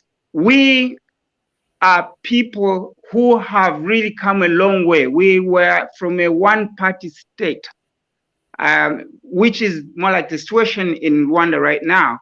But we have made strides. You know, we have cried. We've gone through a lot of issues, but we've made sacrifices. And I think as Rwanda now heading the Commonwealth chairmanship, they should really realize what that normally means. What does it mean? It means that they should be representing the Commonwealth. It's about democracy. It's about human rights. Yeah. Thank you. So let's go back to Benedict Moran. So let's repeat this kind of a question again. So, do you think the Commonwealth will have any positive impact to Rwanda? If so, which one, or any lesson? No, I don't. I think, as previous guests have said, that the Commonwealth is a whitewashing exercise, and that Kagame has used, President Kagame has used these organizations to support his legitimacy. That's why he's, you know, left the Francophonie, but also then rejoined the Francophonie, putting his former Minister of Foreign Affairs at the head of it. Nonetheless, these, I think political leaders around the world know the truth about Rwanda. They know the truth in general about what's happened in the past. And the signaling that will happen in Kigali, the handshakes, the meetings, the talk about goodwill and development and democracy, it's an opportunity for British leaders as well as Canadian leaders and others to also signal to their own domestic constituents how good of a person they are and how they care about Africa, and look at Paul Kagame and our connection to him and all that stuff. So I truly do not think, if anything, this is yet another step to, sorry to be so negative, but I don't think it's going to be helpful to civil society or to independent voices or to any of the victims of, yes. Let's go back now to Dr. Richard. So Dr. Richard, what is the most important message will you give to the head of government who going to be in Kigali next week attending this CHOGM meeting? Yes, politician. Yeah, I'm not the one believing in politicians. I guess sometimes people get caught in this debate and thinking we're looking for a winning side, you know, Kagame to be toppled or whatever president to come on and so on. But I guess the key message is those values and principles on paper, they look so good. And it's just consistency. If you want them to be applied in the UK, want them to be applied in Rwanda, want them to be applied in Congo, because at the end of the day, the only place where violence can actually be neutralized is through democratic processes. So if Rwanda can be encouraged to democratize, properly democratized, and other countries in the region democratized, that way, I think we can get to the point where it's not about an individual winning or his ideas, but actually having proper structures and systems that actually can allow people to have a say in what matters the most to them.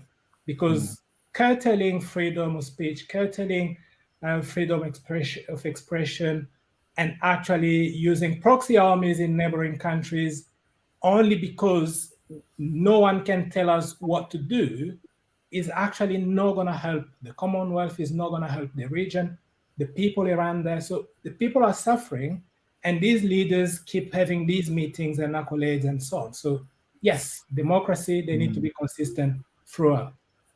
Oh, thank you so much. So Barry, with this Commonwealth meeting taking place next week in Kigali, do you think things may turn into a positive way in area of governance in Rwanda? Sorry, I didn't quite catch that. I'm saying with the CHOGM meeting taking place in Rwanda, do you think things may turn into positive way in area of governance in Rwanda? Well, it really all depends on just how much debate this creates and how much discussion there is about Rwanda that's generated from it. And that's really down to us and down to people that have a stake in democracy worldwide and particularly with regard to Rwanda. You know, if nothing is done, it will be a success story for Kagame. And, you know, people are paying a very heavy price for this. So what will be your last message into this before we conclude? My message is freedom of speech. No holds barred on discussing what happened in Rwanda. 100% support of free speech in Rwanda and, of course, around the world about Rwanda. That's the starting point. It's the foundation of democracy. Until you achieve the right or exercise the right to free speech, there's no possibility of going forward to a democratic Rwanda. Thank you. So as last question to you, Mr. Panda Evans. So Zambia has been a member of Commonwealth for many years than Rwanda. So what Zambia has benefited from that membership, and what Rwanda expects to gain, you know, that Zambia has always been enjoying Also, if you can also make some more like final comments before we finish. I feel that we need to, I think as Zambia, we need to be able to speak to the political leadership in Rwanda so that they understand that we disapprove of what is happening in that country.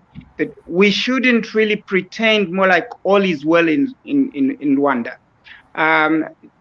When it comes to journalists, they need to respect journalists in the sense that they should know that journalists actually are the providers of information which is needed for them, for all the people of Rwanda to make informed decisions.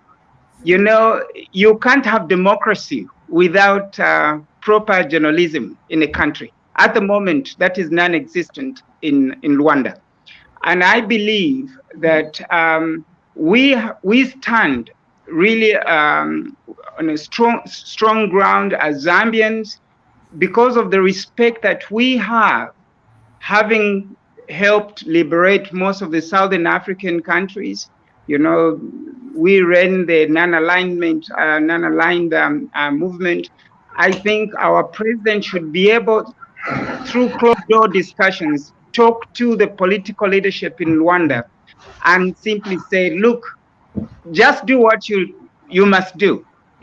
You don't need to suppress press freedom. You cannot, whenever you are doing this, it simply means that there is something you are hiding. And I think this should be spoken about openly.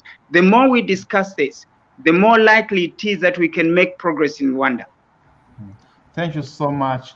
Let's go back to Benedict as the last question. Benedict, do you think this Commonwealth meeting taking place in Rwanda can it be an opportunity to expose the hidden side of Rwanda? So absolutely. I want to answer this question from, as a journalist, as an activist, also as someone who has been doing again different work on human rights area. Absolutely, I think it's a tremendous opportunity for civil society and for journalists. Just to point out that a previous panelist, Anjan Sundaram, and myself, we applied for accreditation to CHOGM and were rejected. This is a way that Rwandan authorities, or whoever rejected, controls the story about Rwanda and the Rwandan Patriotic Front as a success story. It's upon us, journalists, to speak truth. It's upon us, the academics and the activists, to continue to use this opportunity to talk about kind of the other side. Some history that is in the official narrative is true. The genocide of the Tutsi did happen. There's a lot that is untold. There is an enormous amount of people who are suffering because they're not allowed to talk about their trauma that they experienced in the 90s, in the 2000s, and today living in Rwanda. And so I think that the best thing that we can do is to help those voices to be heard in whatever way, and thus changing the narrative in foreign capitals about Rwanda. Thank you so much. Okay, Richard, as a final comment, so I want to answer this question from an academic perspective. So given the work that has been done in Great Lakes Regional and on ongoing atrocities being committed there, there's a report, there's research that have been conducted. But as you said, those research, those work has been kept in the shelves. So what do you think can be done to make sure that those reports or those research that have been done on human rights issues taking place in the Great Lakes region does not go there just to sit there also, but also it's there to do something about it? Absolutely. I think as many of the people intervened earlier said, we need to keep these debates going. We need to be talking about these issues. We need to bring them to the front at any opportunity. So this is the only way we can promote these studies, we can promote this discussion, this conversation. and then help policymakers to get a chance to, look into these studies, looking into these reports, and find a way to implement them. Because if we're not talking about them, many people, I'm surprised if I speak to some people, they're not even aware of some of these studies that they exist. So talking about them, promoting them will be the best way to kind of keeping them into the limelight. Thank you all for joining us today. As you all said, this is the beginning. So as I think, as you all said, the sessions like this, I think the only way that we can start telling our stories, sharing our stories, also sharing your expertise on what we know about Rwanda. As someone who comes from Rwanda, I've been also myself being a victim. 2.5 years ago, my two brothers were abducted. So this is common to many people, not only to me. And the only way to denounce this unhuman activity by exposing, by saying that, what has happened, because you can't experience such unhuman thing and then people tell you not to speak out. So the only way we can do it's by speaking of this, by inviting people like you to come and then share what you know, also share what you have heard, also what you have experienced. So thank you so much for being with us today. So I pass my microphone back to Freddie so that he can invite the next panelist. Thank you. Hello, thank you all. I hope that because I did have two follow-up questions. I don't know if we still have the panelist on or not. Okay, so only Dr. Barrel is there. Hello. Okay, so my question is, we've heard Benedict telling us that actually the last news we heard is that Benedict and Anjan have been refused to enter Rwanda to cover the Commonwealth meeting. So unbelievable but true, coming from an organization that like the Commonwealth that says that they are there really to support freedom of speech and so on. So that being said, this happens a few days before the meeting in Rwanda, and Rwanda has not yet been a chair of the Commonwealth, which is going to be the next 2 years. What should we be worrying about then? What should we be worrying that these type of things of of not supporting freedom of speech will be? Is that what we're going to be living in the next 2 years? I'll start by Mr. Collins, please. Yeah, well, I can't really say more than I have so far. We just have to increase the pressure, and we have to make demands that all voices around the issue of Rwanda need to be heard, and the Commonwealth must open up a free discussion about Rwanda, and it's really down to us to do our bit to make this happen. It would be wonderful if we could have more forums like this to get into a little more depth into various areas and to put pressure where it's needed. But I'm quite confident that we are going to make gains in this area. This is coming to a head in some respects. They can't push the narrative too far before it goes over the other side. And I think we may be approaching that. Okay, thank you very much. Dr. Richard, what do you think about that? Do you think in the next 2 years we'll probably see President Kagame leading the Commonwealth as he leads his country, Rwanda? That's the worry.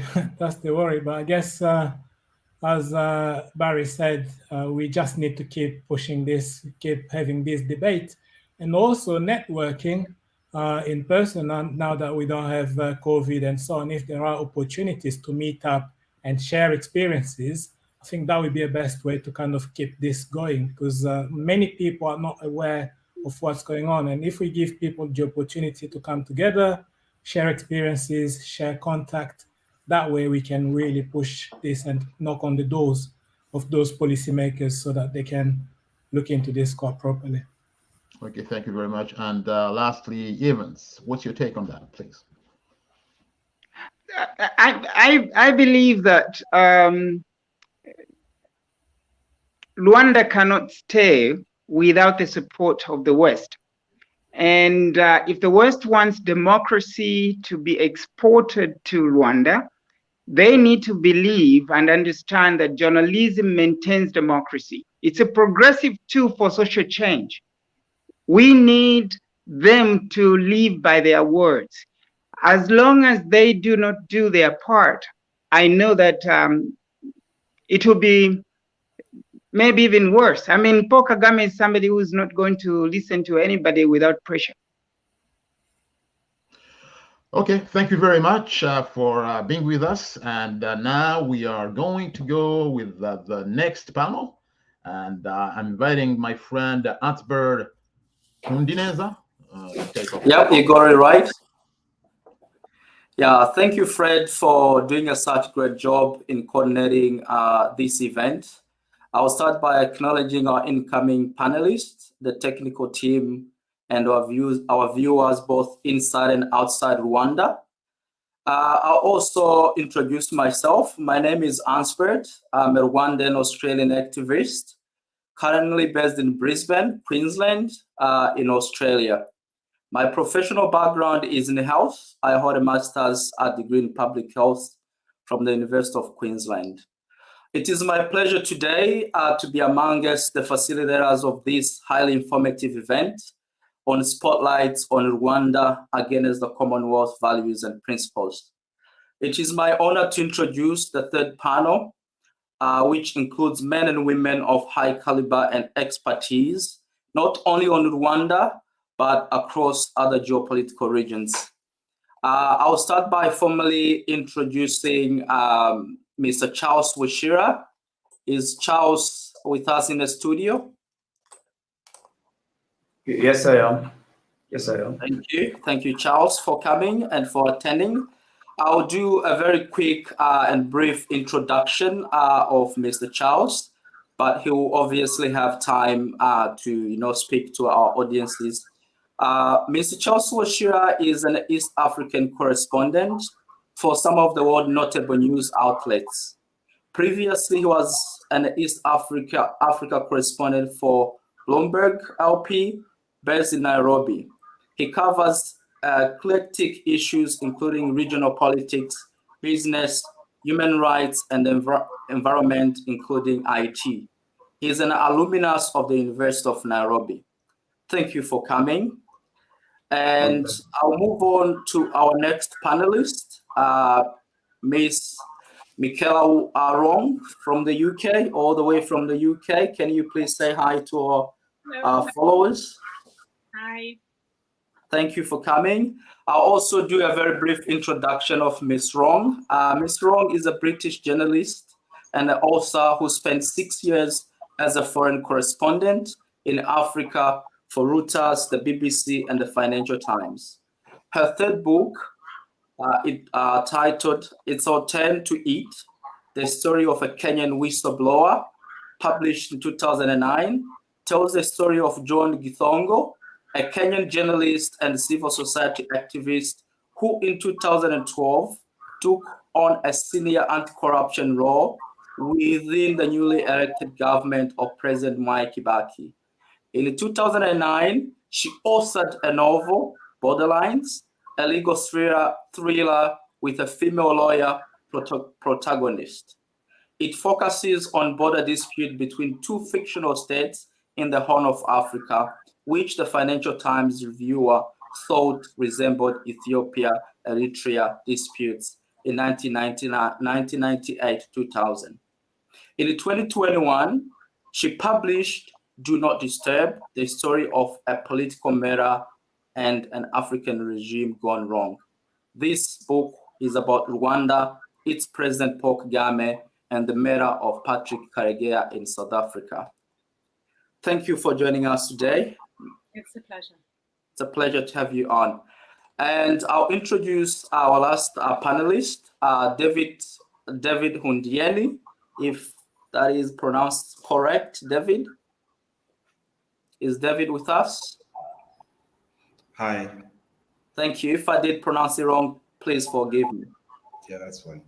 Thank you for joining us today. Mr. David is a writer, an investigative journalist, a broadcaster whose work has appeared on CNN, The Africa Report, Al Jazeera, The Washington Post. His work is satirist on the Others News.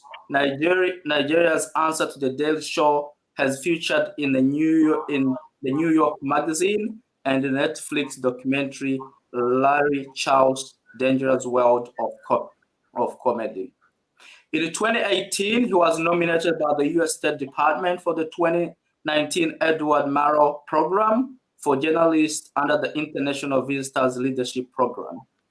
In 2021, he won the People's Journalist Prize for Africa 2020 for his work on unraveling predatory legislation that was being rushed through Nigerian House of Representatives.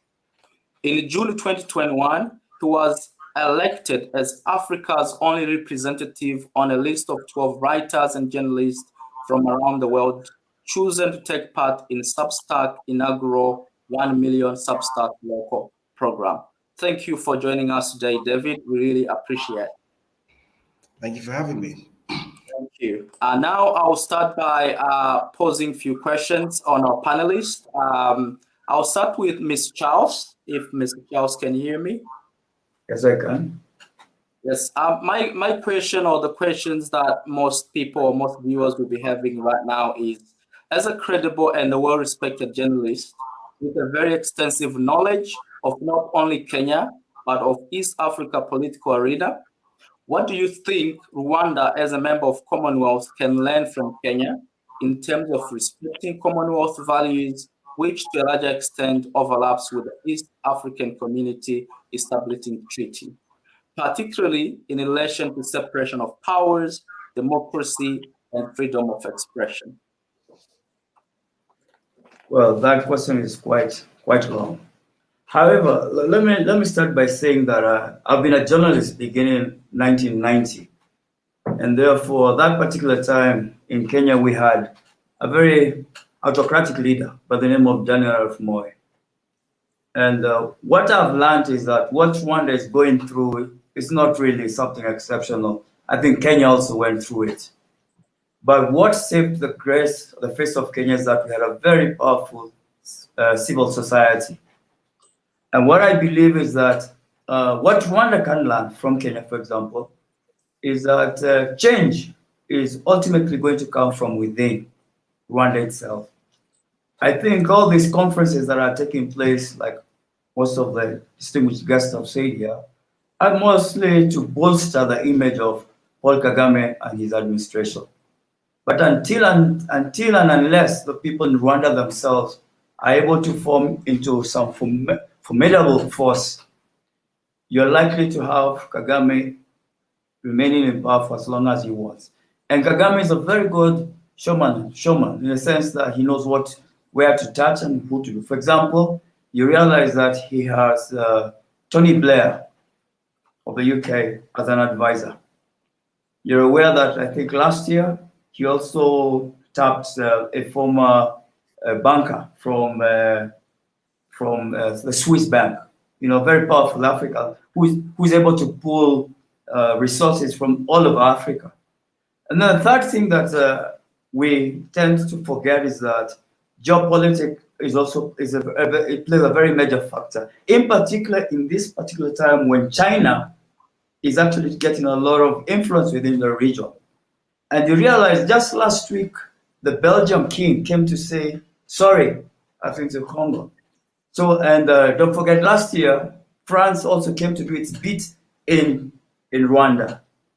And what is happening is that China is eating into some of these so-called traditional countries. But whether it's possible for them to have undue influence, I don't think that will happen very soon. So what I'm thinking is that this conference in itself will nothing much will change. Kagame will get legitimacy and will continue having meetings all over again. But the only thing that can make a difference in Rwanda, I repeat again, is if all the people in the diaspora who are actually opposed or probably believe that something is wrong with Rwanda, like I believe something is totally wrong, you need to talk with one voice. I get the feeling that when I'm doing my stories, for instance, and I talk to the guys in diaspora and the ones who are back at home, there's a very big disconnect. You find that the so-called activists in Rwanda who normally talk anonymously, they kind of think the guys who are outside in the diaspora do not understand what is happening in Rwanda itself. So I think that what is important here is that Rwanda, irrespective of whether you're in Rwanda or outside Rwanda, you need to have a common voice, so to speak. Right now, you're desperate. You're desperate sort of a workforce. You cannot be able to deal with Kagame. Kagame is something else. And having said that, let me finish. Having said that, I have Kenyans who have lived in Rwanda, and when they come back into the country, the one thing that they say is that, God, that place is impossible. Because what happens is you can't talk. There's a lot of fear. And therefore, I believe that the beginning is that the Rwandans who are out there in the diaspora and the ones who are in Uganda and in Rwanda who feel that change is necessary, I think you need to meet to form a common front and talk, and then you lobby hard, not just with the Commonwealth, but to other organizations that bankroll the regime in Rwanda. I think that's the only way we can create change in that particular country. Thank you. Thank you very much for your contribution. So to summarize what you have said, it seems like I'm repeating myself. The technical team, please. Thank you. To just summarize what you have basically said is that Rwandans need to unite and have a united front to basically press for their freedoms of expressions, but also you had a bit of a question about the changing in global politics with China and other big players also having a foot in East Africa and Africa at large, that it is likely to affect the change that we seek. Thank you very much for such an insightful contribution. I'll come back to you later on, but let's move to Ms. Wong. I have a very sort of simple but direct question, which goes by this. By supporting Rwanda's membership to the Commonwealth, despite its record of serious human rights violations and lack of democracy, do you think the British government is pushing Rwanda into the right path, facilitated by the Commonwealth values? Well, Rwanda joined the Commonwealth in 2009. So this is a decision that was taken 13 years ago. And I think it's well worth reading, as I did when I was preparing for the Commonwealth. I read the report that was drawn up by Professor Yashpal Ghai, the Kenyan jurist and lawyer who's an expert on constitutional law. And he drew up a report. He was commissioned by something called the Commonwealth Human Rights Initiative, which is an NGO which takes a particular interest in human rights in the Commonwealth. And he drew up a report on whether or not the Commonwealth should let let Rwanda in, given that it had no historical link to the Commonwealth. It wasn't it was a Francophone country. It was a former Belgian colony and a former German colony. And his conclusion was very, very straightforward. And I recommend everyone read that report. He said Rwanda by no means meets the criteria, the values that are supposed to be upheld and enshrined by the Commonwealth are not met by Rwanda. It's a very, very long way off. And in fact, he advised the Commonwealth to say to Rwanda, this is part of a process. You can join eventually if you improve your performance on various human rights fronts. He was also very aware of the role that Rwanda was playing, destabilizing the entire Great Lakes region. And he mentioned that in his report. So this was excellent advice. And I spoke to Professor Yashpal Ghai before the Commonwealth. And I said, do you still stick by that advice? And he said, yes, absolutely. The trouble is the Commonwealth rejected that advice, did not follow it. And instead they let Rwanda in. They didn't put it on probation. They didn't say, let's come back to this in a year's time, see if things have changed in Rwanda, see if you've improved your human rights score, your governance score. Instead they were allowed straight in. And I think there was a sort of feeling in the Commonwealth, or the view was expressed that Rwanda simply by being a member of the Commonwealth, might change and might reform, might become more democratic and improve its human rights performance. And I think we can say, given what we know about Rwanda and the human rights reports that continue to be published by Amnesty International, Human Rights Watch, Freedom House, and also from the journalism that people do on Rwanda, that this did not happen. And if in fact, it seems to me fairly clear that Rwanda's dictatorship has got more extreme, because that is what tends to happen with dictatorships. As the years go by, these kind of regimes become more polarized, less accountable, and the president becomes more entrenched. So the opposite has happened from what people were saying. You know, the idea that joining the Commonwealth encouraged positive change, sadly, is not true. And I am very concerned that by being allowed to stage, I mean, one of my beefs with the Commonwealth is we had the Commonwealth meeting was supposed to take place 2 years ago in Rwanda, and it was postponed. Oh, maybe it was even longer than that, 3 years ago. Anyway, it was postponed twice because of the COVID pandemic. So that meant that for the last few years, the Commonwealth could have looked at Rwanda, could have read the reports, could have seen the role it's playing in the region and domestically and the human rights concerns, and could have said to Kagame, listen, you missed your turn.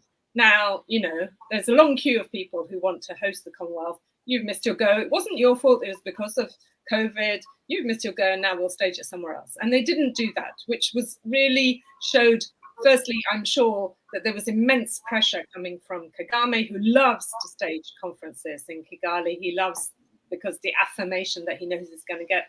So they didn't listen, and they allowed him to stage it in Kigali. That was another big miss. So yes, sadly, the staging of the Commonwealth meeting in Kigali will provide him a wonderful stage in which to broadcast to the world in general and to Commonwealth members, many of whom have very dodgy human rights records and governance records themselves. You'll be saying, here I am, look, this is what I do, and this is a model.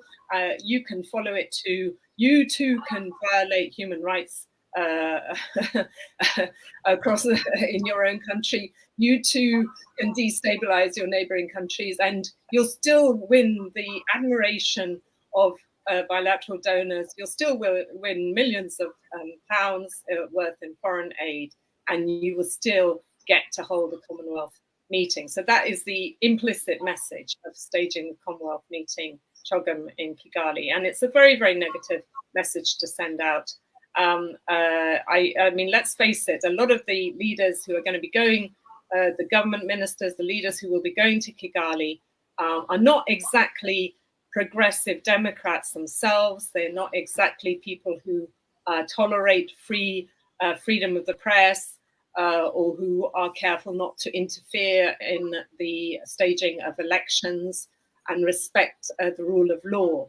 They've got, you know, there are a lot of governments who are going to be representing Kigali have very dodgy records themselves. So what they will be understanding and grasping when they're in Kigali is that you can do all those things and not even be criticized by the Commonwealth itself and by Western donors. And that is a very negative message. So my one solace in all of this is I am very pleased that I know that Benedict didn't get his accreditation and Anjan didn't get it, but it seems that there have been, at the last moment, the Commonwealth and the Rwandan authorities are granting accreditations to journalists who want to cover the event. And there is something about having a lot of journalists in a city. Yes, you may try and control them, and we know that journalists are being assigned government handlers when they go and they want to talk to refugees in the various camps in Rwanda, and we know that they're hardly allowed to operate on their own. But if you have a lot of Western journalists who are used to asking their leaders rude questions, and you have them wandering around a capital and putting awkward questions during press conferences, and I hope they will, sometimes some really interesting stuff emerges. And I was very pleased to see, for example, the ITV journalist, a political editor, Paul Brand, who went on Twitter. He'd only been Rwanda, I think, a couple of days. He'd been talking to people, interviewing people, and he sort of said, well, one thing I know, and it was clear he had no background, didn't know anything about Rwanda when he first went out there. He said, one thing I can tell, this is not a free society. And he said, the people that we interviewed the first day, he said this on Twitter, people we were interviewing the first day have been picked up by the government and questioned. And then, that is not something that happens if you're a journalist operating in Canada or the UK or the US or France or Italy. So I thought that was excellent, because this was a journalist coming to the story cold, and he was saying, I can tell this is not a free society, and the way my sources have been treated just in the last few days is a cause for concern.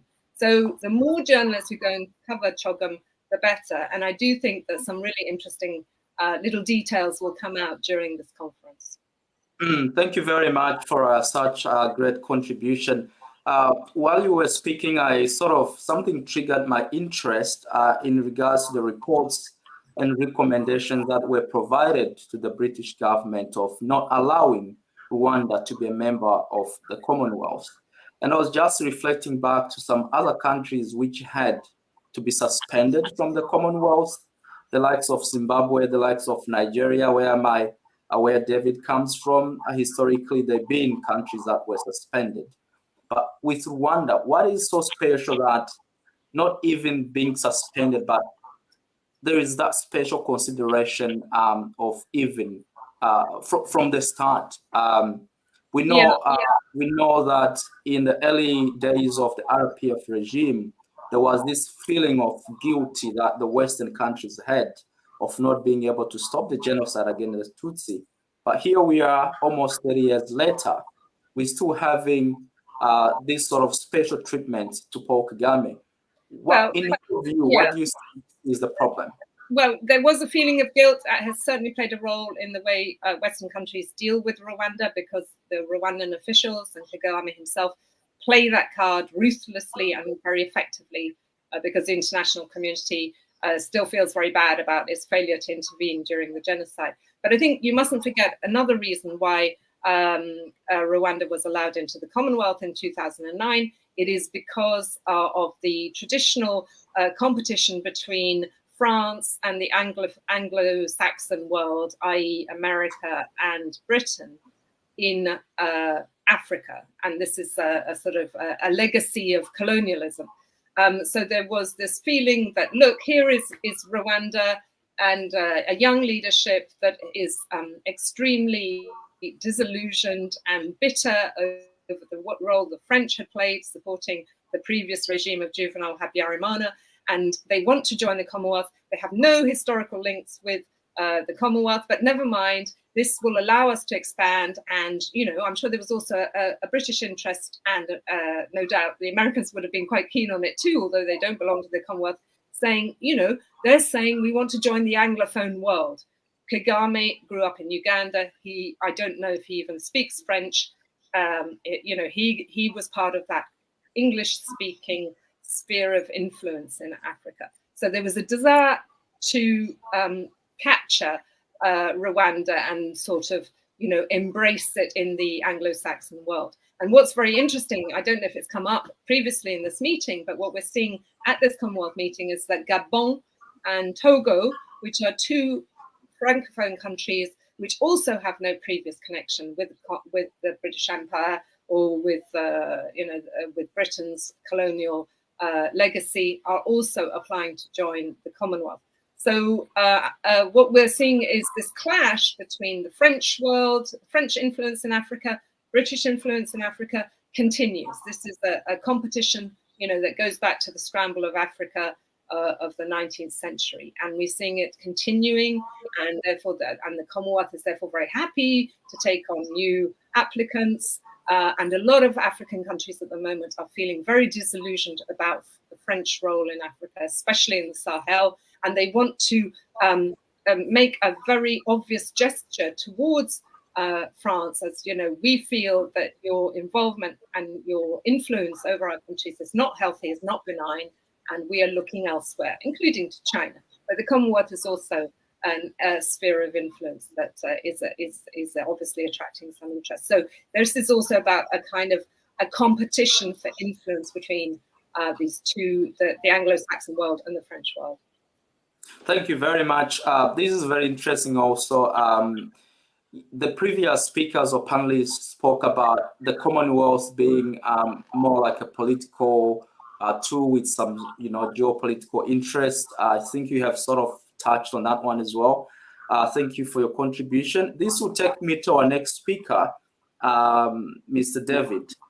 Mr. David, given what most of Africans think of Kagame is, clearly what Ms. Rong said is quite the opposite, because I know that what we see on social media, a lot of people think Kagame as this Pan-Africanist man who stand up against the bullies, the Western bullies, but we are hearing the opposite to that. So what is the general view of Rwanda and Nigeria?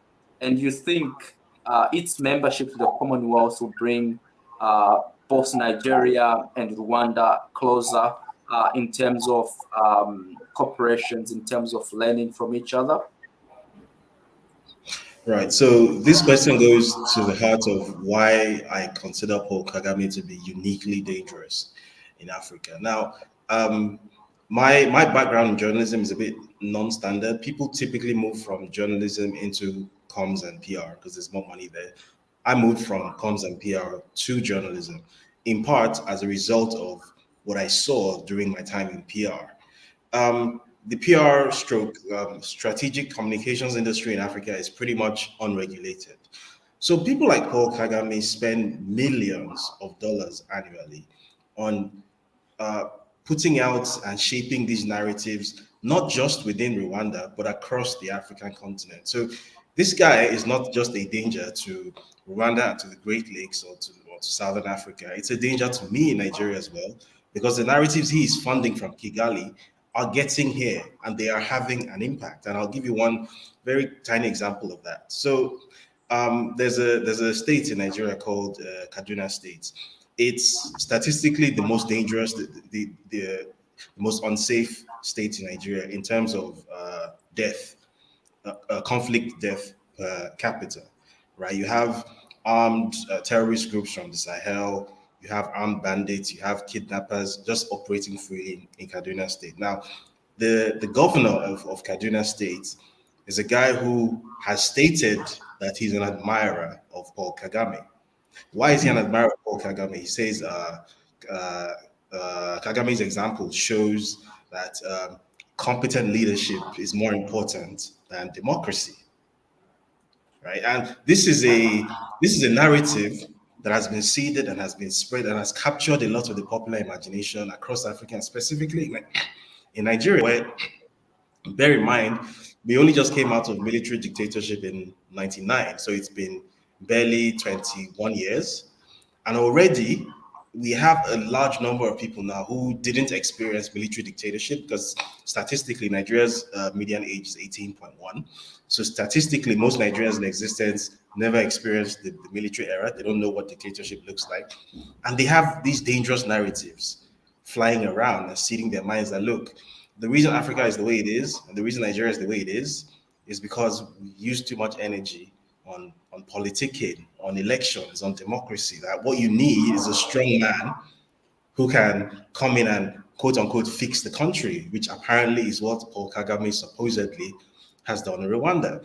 And the Singapore scenario. Exactly. So when I first took note of this in 2019, that this is no longer just like a meme on social media. This is an idea that is starting to have actual political currency in Nigeria. That's when I decided that, okay, in my capacity as a journalist, as a columnist at the time, I want to do something about this. So I wrote an article, right? It was just like a 1,000 word column. It wasn't a huge expose or something. It was just an opinion column where I basically got hold of statistics, basically like really basic statistics like GDP per capita, income per capita, access to electricity, percentage of roads that are tarred, access to internet per capita, blah, blah, blah, blah.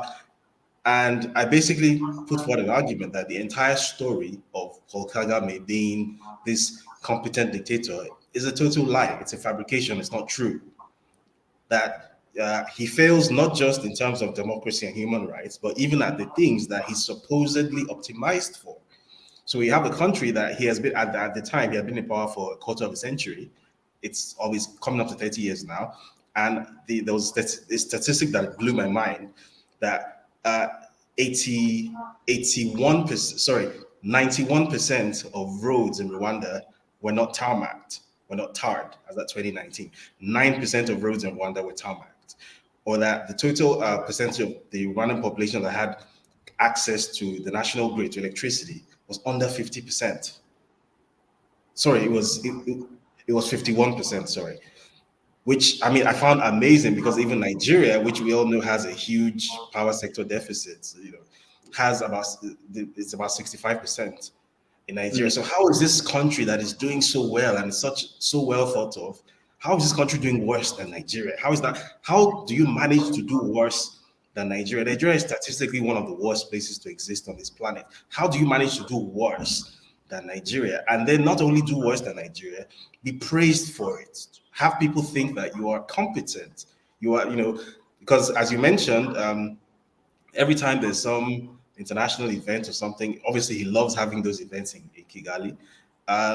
Then you put him up against some journalist or whatever, and this is what his comms people are very good at doing. They're very good at tapping into the African psyche. They know what sort of fires up the African imagination, right? Because these productions are not made for Rwanda alone; they're made for the continent.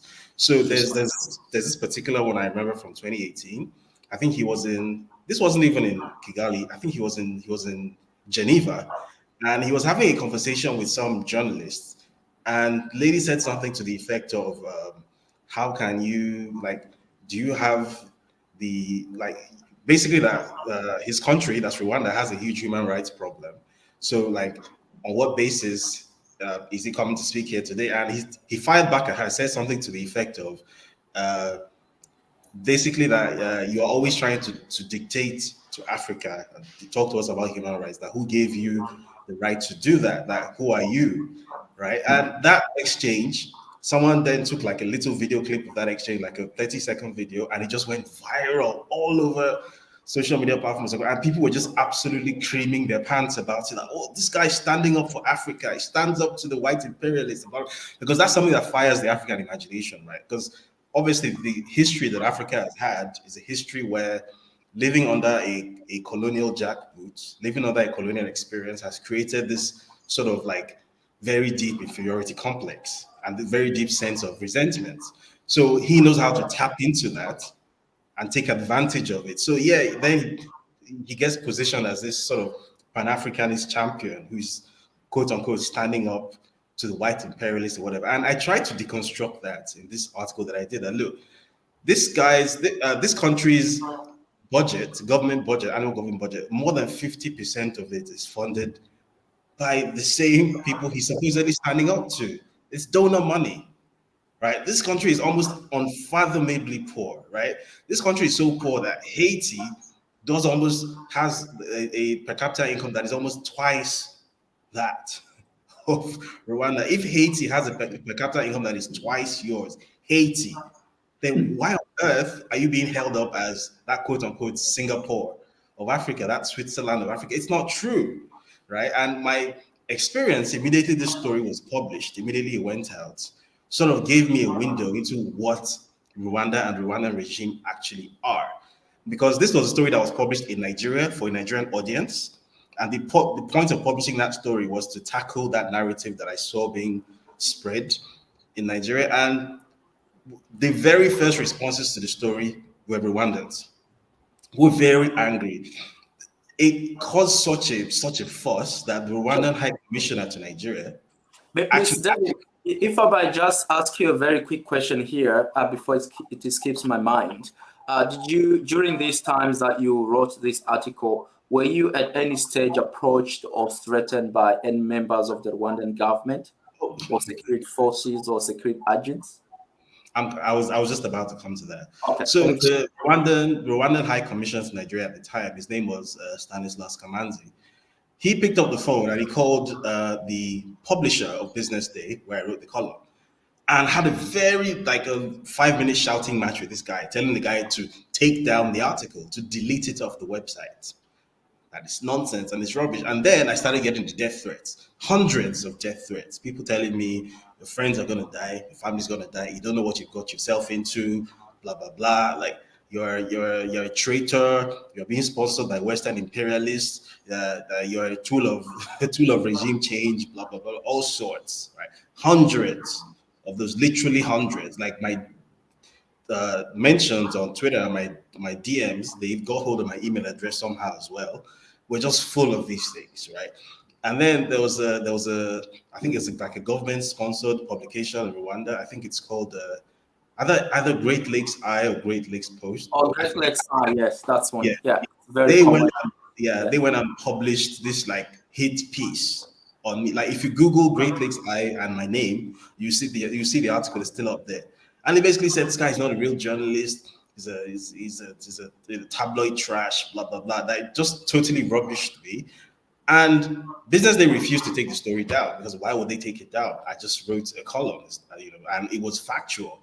So what they then did, when all of that didn't work, the intimidation didn't work, and I made it very clear that you can't intimidate me. Like I lived through General Abacha. You can't intimidate me. I've been through dictatorship before. I'm old enough to have lived through it. Then they changed tack. They got in contact with a guy who was a senior editor at Business Day, and they basically gave this guy like an all expense paid trip to Kigali for a week. So they treated him like royalty, right? They flew him in on first class on Rwanda, took him to Kigali, 5-star hotel. Best hotels, took him to all the nice places they had to see in Kigali, got to spend time with some lovely Rwandan women, who are very beautiful.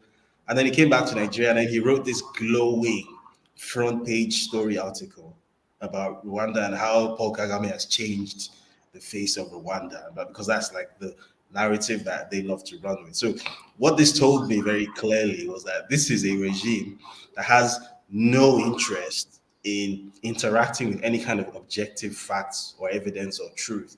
All they are interested in is a narrative. And if you do not toe the line, if you do not express positions that are in line with that narrative, whether you are within Rwandan borders or not, they're going to come after you. I was warned. Bear in mind, I was living in Lagos at the time. I was warned that if possible, I should change my address. That this guy goes after critics both inside Rwanda and outside. And at the time, I wasn't really that familiar with stories like that of Patrick Karigaya and whatnot. So this came as a shock to me. And then when I started looking it up, I was just absolutely mind blown. This guy has sent killer squads, death squads to Belgium and to the UK. Like, how does a country that is this poor, that has half of its budget funded by donor money, how does it have the money to train and equip death squads to sort of travel around the world killing people? How does this happen, and how is it allowed to happen? How is it that the world knows that this is what this guy is using your donor money to do, and they can't stop handing over their money to him? It was just completely wild to me. And that's Thank you very much. We'll come back to this. I'm gonna go back before I go back to Ms. Rong and Charles. I'll just ask one quick question. Given this experience you had with the Rwandan government and how they operate and how they sort of suppress freedoms and media, do you think, or what do you have to say about Rwanda being a member of the Commonwealth, or even hosting? So first of all, was that question directed at me or at Charles? You first. I'm gonna go to this wrong after that. Yes. Right. So I think first of all, the hosting of the Commonwealth Heads of Government meeting in Kigali is nothing short of a travesty. But I think it's in keeping with what the Commonwealth has become. As was mentioned earlier, because there's a sort of geopolitical tussle between the Anglosphere and the Francosphere, where the French believe that Africa is pretty much the last place on earth where they have any kind of significant influence outside of their borders. So they're trying their hardest to hold on to what is left. So what is like a receding sphere of influence. And the Anglosphere is trying to expand itself. So in the process of expanding itself. The sort of criteria for inclusion in that sphere are sort of dropping massively. So you mentioned the Bongo regime. I think what country was this now? Gabon. And the Eyadema regime, the Eyademas who have had a 50+ year family dynasty in Togo, they have seen what Kagame has been able to do, and they're trying to follow the same blueprint. So I think the Commonwealth at this point in time, and sorry, just going back to what you said about the possibility of Nigeria and Rwanda becoming more aligned as a result of shared Commonwealth membership, I think at the moment that would be a terrible thing, because the influence that the Kagame regime has been able to exert on the African public imagination and on African politics and on African governance is a terrible thing. There are two major things it has done in Africa, in my observation. The first thing is that it has demonstrated to African governments that there's an entire method and system of governance that has nothing to do with results and is 100% based on optics, which is very effective, right? It's like running a startup and you've optimized it for vanity metrics, right? You don't have any paying customers, you don't have any income, but you have all sorts of vanity metrics.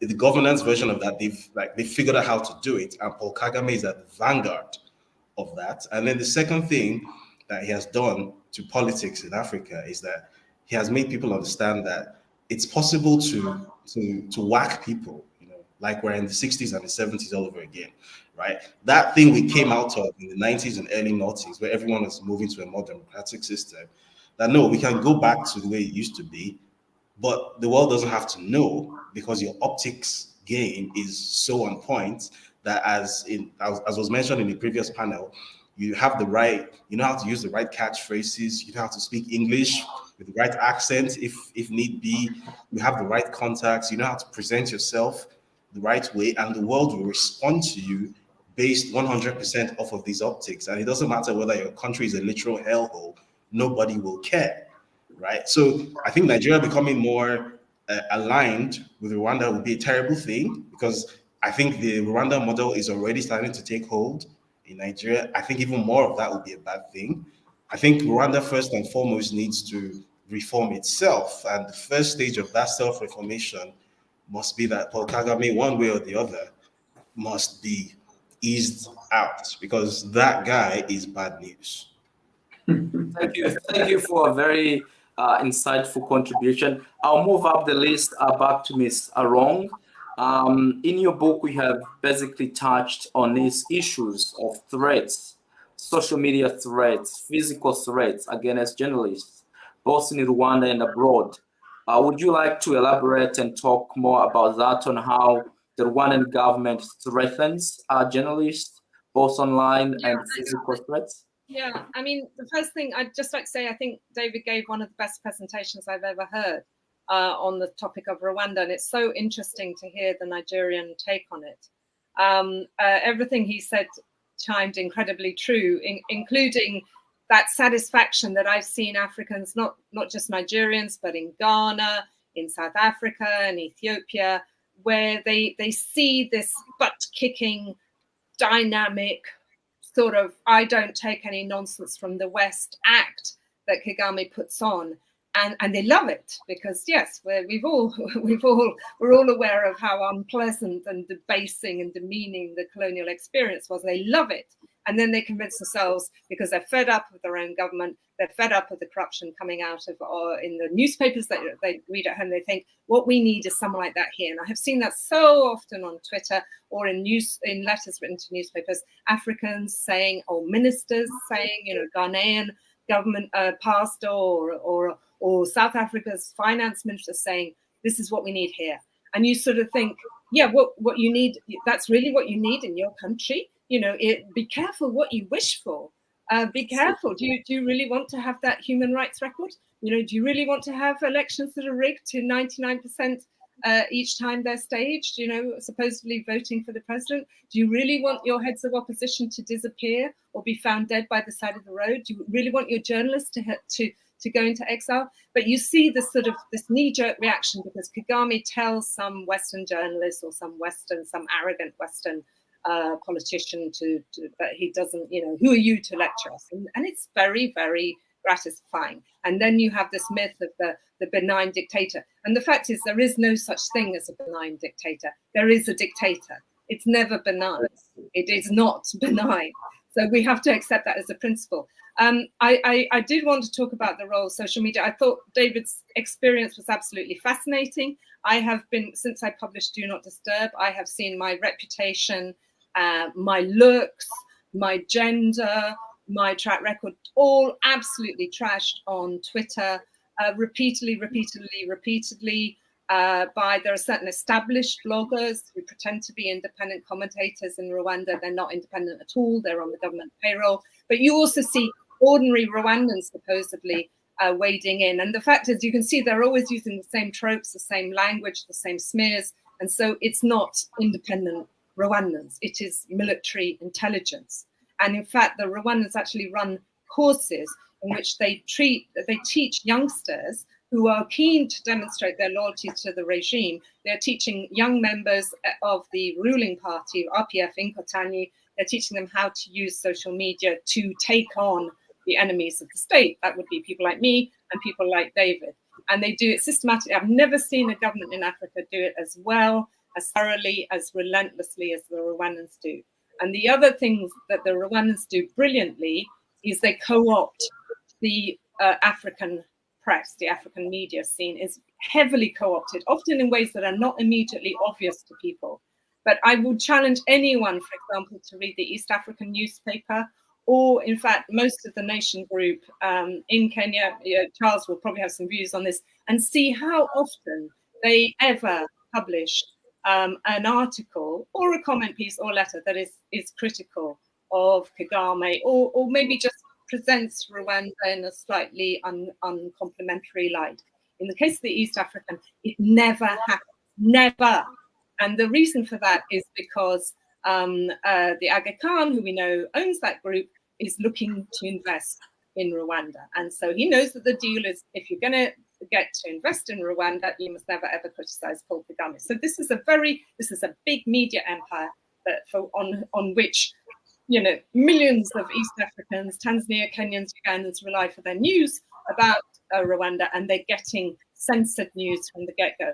And there are many, many other newspapers and magazines and news websites that you can see that they either because their editors have been given that kind of trip that David just described, where they are taken to Kigali and they're wined and dine and stay in a beautiful hotel, and have their jokes laughed at and come away thinking, oh my God, this place is amazing, or because there's actually some sort of financial incentive that they are basically acting as de facto propagandists for for Kagame. And it's very obvious to me, because I've been able to see the way in which reviews of my book have been published, and I accept as a writer of a critical book that some people will give me bad reviews, but it's very interesting when you see very, very long reviews, 5,000 words, and then another review by the same person in the same newspaper, and then another one a couple of months later, again and again and again and again. And you used to think, why would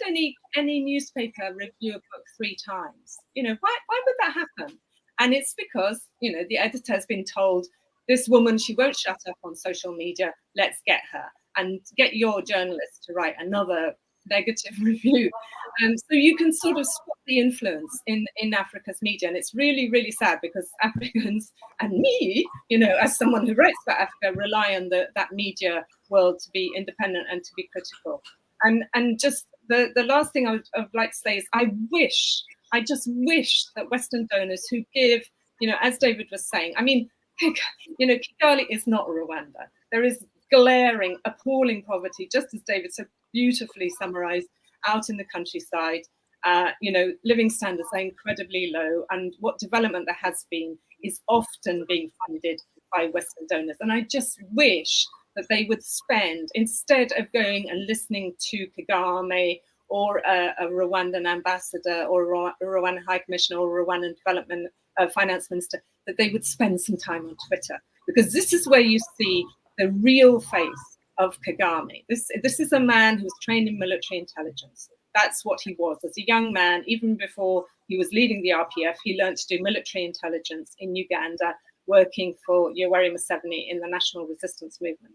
And he knows how to use intelligence, to use the media, and to destroy reputations. And it's always personalized. It is ugly. It is brutal. It is about destroying people, never engage with the issues.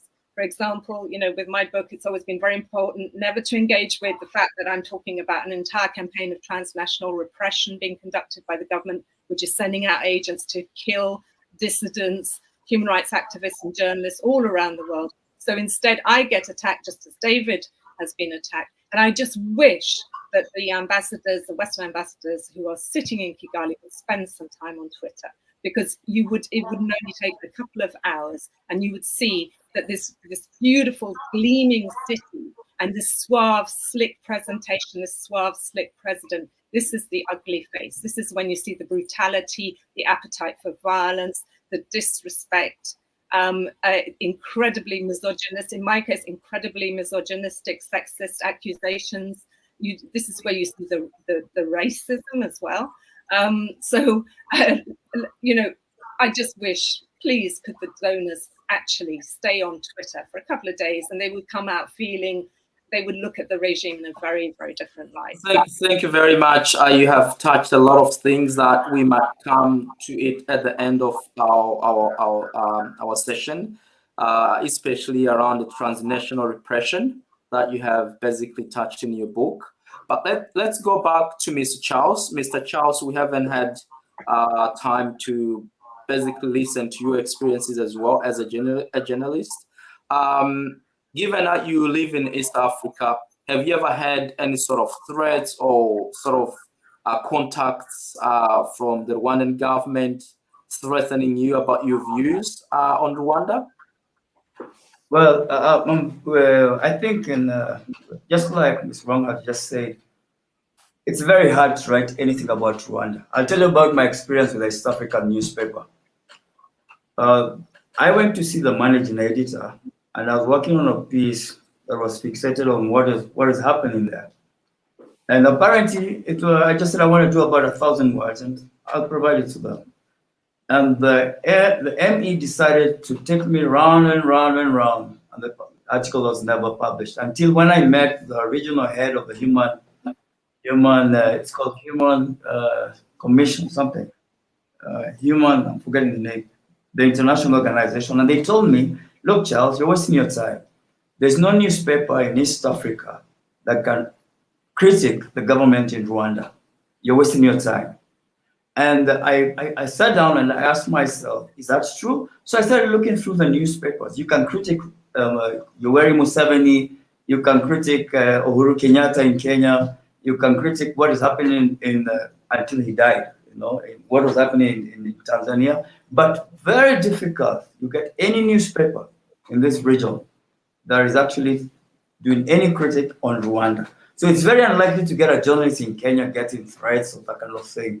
It's very difficult to write about Rwanda. It's very hard. In fact, when I write about Rwanda, the only news platform that accepts, my pitch is this one called Towards Freedom.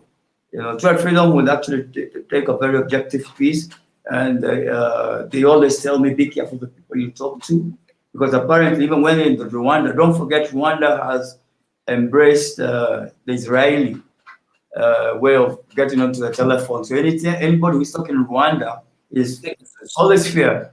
They always fear. So Rwanda is more of a police state, and that's why I told you from the initial stuff that Rwanda is a unique country. Just like David said, Kagame is a master PR master. You can't beat him. It's good that you brought up the issue that he creates the impression of an Africanist. And the more I read about him, what I find very worrying is that the Western world loves this man. There's an article that actually ran in the New York Times, and there's an envoy who was the source. And what he said is why they like this man is because when the donors give him money, Kagame somehow uses it well. You know, they give money for this, and you find the street has the lights. You do this, and they said, we'd rather have a man like that one than say what we have in my own country in Kenya, whereby the money that we get, because that's our biggest problem, is eaten away in corruption. But if you look at what Kagame is doing, you know, he has this thing about Kigali. Kigali looks like it's a very different sort of state, but like you rightly said, if you look in the rural areas, 90% of the people, it's poverty. But you see, the people who go to Rwanda never get to go to those other areas, so they never get to know how Rwanda, how poor it is. But this fellow called Kagame is a masterpiece PR man. You can't beat him. And that's why I told you from a while ago, myself and the other Kenyans here, if you're right, nobody writes about Rwanda unless you have 2 or 3, 4 people who are willing to talk in Rwanda to tell you what is happening there. Because you cannot critique Rwanda while you're in Rwanda. And when you're in this part of the world, you fear that probably you might be the next target. Because like you rightly know, this guy has ways of getting you being shot. You could be in Rwanda, you could be in South Africa, you could be wherever it is. You're likely to be a target. So what I think is, and that's what I said from the word go, the way we can sort out the Rwanda issue is if we build a very serious civil society in Rwanda. For me, that is the way I see a way out, because like Michelle has said, you find that the Francophone countries are slowly coming out and moving away because they feel that France mistreated them, and they feel now it's time to have a big say, and therefore you find Rwanda in the meantime, France in the meantime is trying to appeal to them, say, hey, look, we can behave, we can do business. In the meantime, we have the British. The British are losing out from the Chinese, like I say, and they don't want to lose everybody else. So what they say is, we have this one who wants to be part of us, let us try and cuddle with them. So regional politics, regional global politics also come into play. And therefore you find that sometimes, and it's very unfortunate, the locals in Rwanda are left on all by themselves. But the beauty is that we have in this sort of engagement, probably they'll battle on and they become better voices, and probably we'll be able to get to, our voices will get to somebody or some organization that has a voice that can sit on the same table with the Blairs of this world. Because the Blairs of this world are the Emirs of Africa. But the Blairs of this world are the same people who are creating this mega state that is creating poverty in that country, killing people. The blood is in the hands of Tony Blair. And the other Westerners who actually get money from Kagame, because Kagame can buy you whatever you want, Kagame will give you. If you're a journalist and you want a new car, you'll get it. If you look at what happens in Twitter and what happens in social media, if you write a bad story about Rwanda, before you know it, you get about 10 people, you don't even know their names, writing down there, and whatever they're writing about becomes so personal. They say, you don't know what happened in Rwanda. You forget that there was a genocide. I mean, so this residue sense of that the rest of the world abandoned Rwanda. This man called Kagame rides on it, and we feel that truly probably he has something, he's talking the truth. Because apparently, you know, when the kids were being killed, nobody actually participated. And therefore, there's a sense of guilt. So you can't really get in there and say, look, stop doing this. But a time is coming, and the time has come when he needs to be called out. But unfortunately, the hypocrisy that we find with these so-called Commonwealth organizations impedes any sort of change that you and I would like to see in Rwanda. So unless the people in Rwanda themselves, and that's what I say, unless the world looks at Rwanda and says, look, if we don't get into that place, we don't put boots in that place, the people are going to kill themselves. I'm not saying you kill yourselves, but I'm saying raise up your voices as Rwandans. Talk, because it looks like it's one for all and one for. It's not one for all. You're not like the Musketeers. What happens? Like now, Paul was picked up from, I think, some country. He was brought into this particular country. He's rotting in jail. All we do is just talk. It's like a talk show. I think what we need is to have a very formidable force within Rwanda itself. Make a lot of noise. That's what happened in Kenya here. I mean, Daniel Arap Moi was crazy. He was a terrible man. People disappeared. But what happened is that the civil society in this particular place actually was actually what steered change to happen. And because of the pain, because of the suffering of the people. So if you do not have a civil society that is taking on the government, Believe me, we'll be reduced to having these conferences here, day in and out. Thank you, Charles. Just as we wrap up our segment here. Background. Sure. Thank you. As we finish this section, I would ask one quick question, if you can be brief, and also the rest of the panelists, if they can be brief. So, Mr. Charles, Rwanda is a member of the Commonwealth. Rwanda is a member of the Eastern African Community. Rwanda is a member of the Great Lakes region. At the moment, we're having a lot of conflicts between Rwanda and DRC, and we have had conflicts with Rwanda and Burundi. Now we're hosting the heads of Commonwealth summit in Kigali. What does all of this information we have means for the Eastern African community and the East African people? Well, that's a very good question. What I'll tell you is that the East African region is not in a good place, because I'll give a very practical example. If you look at what has just happened in Tanzania, for example, where the Maasais have been kicked out of their ancestral land, yet the courts, the East African court had actually had a stay and said, look, nothing should happen to those people. But the government in Tanzania kind of rubbished what the courts have to say. So what I'm trying to say is that within East Africa, the rule of law, insofar as the leadership of the continent of the region is concerned, does not exist. But I can tell you, we're lucky. Like I say, in Kenya, I think we're a bit lucky. Our courts have become emboldened. I mean, I think we are special people. I think for the very first time, we had the election of the President Council. That's a big milestone. It shows that our judicial system is becoming powerful. But within the region, Rwanda has taught the leadership that term periods are not necessary, so you can become a president for 10 terms if you want. And so long, and then what happens is that the Western world doesn't care, because don't forget, Rwanda is the only country that makes smartphones. Rwanda, in terms of women, it has a bigger representative in terms of members of parliament. Rwanda, again, in terms of economic growth, as far as the World Bank is concerned, is going at 7%. So when the Western world looks at this, they think Rwanda is a good place, so to speak. These variables have, in many ways, made Rwanda what it is today, in terms of all the voices are still. There's no that voice that can speak and can be heard. Because people will ask, why are you making noise? You guys are doing so well. Because in my country, for example, we're trying to pass a two-part for gender. Rwanda has surpassed that. In fact, it has surpassed the entire British, the European world. So what mistake is Rwanda doing?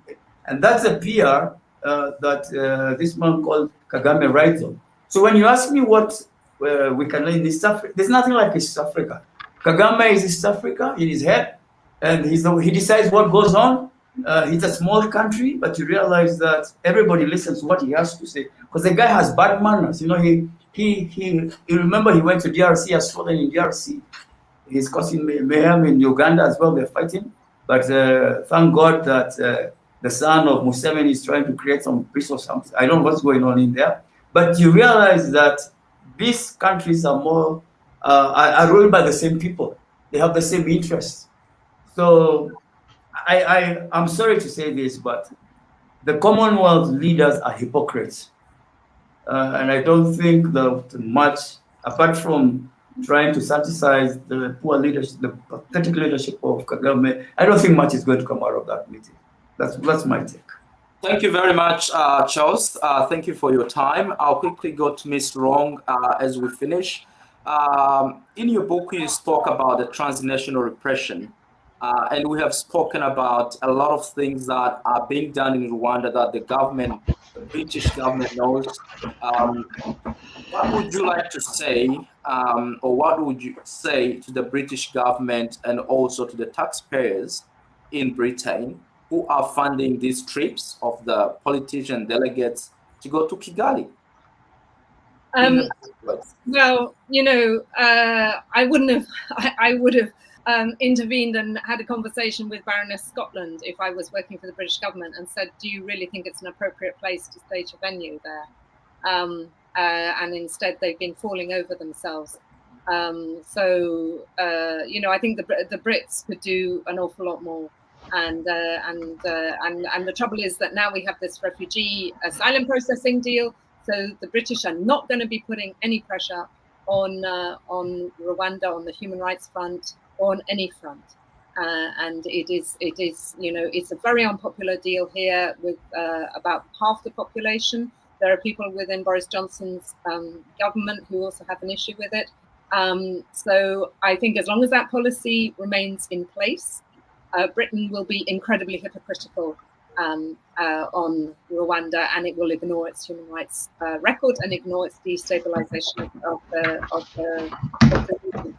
But there is no saying that Boris Johnson will be in power for more than, he's happened to be extremely vulnerable now, having had a vote of no confidence, which no leader wants to have to go through. So things could change very, very quickly here in the UK. And the first thing that Labour would do if it came into power would be to get rid of that policy. And then the whole relationship with Rwanda would change. Thank you very much for your contribution. I really appreciate. We'll move really fast to Mr. David. Mr. David, you have mentioned that you lived under dictatorship. And I would assume that you have a really good understanding of how living under dictatorship feels.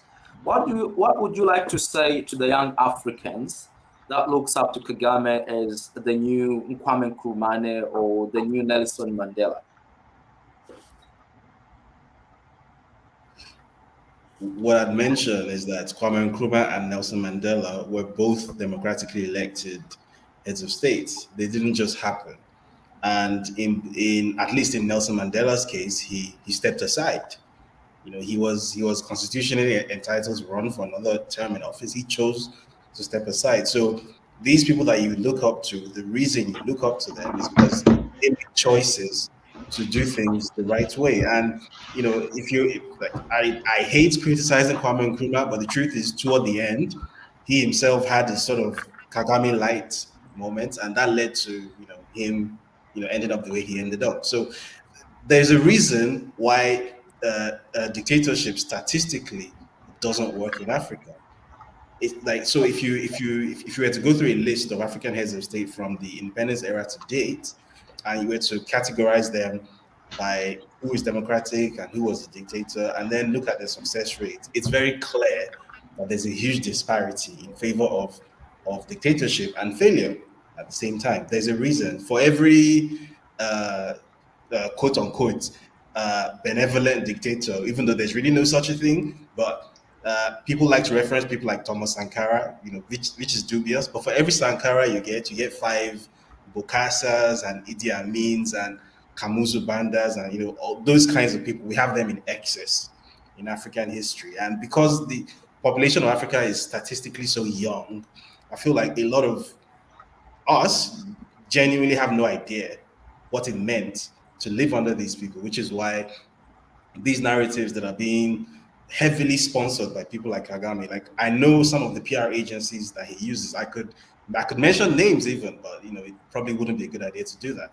I know some of the PR agencies he uses to push these narratives, and they get paid serious money to do this. A single article that might get placed, maybe the Washington Post or whatever, gets the writer gets paid $10,000. And I know this because I've been offered such a gig before.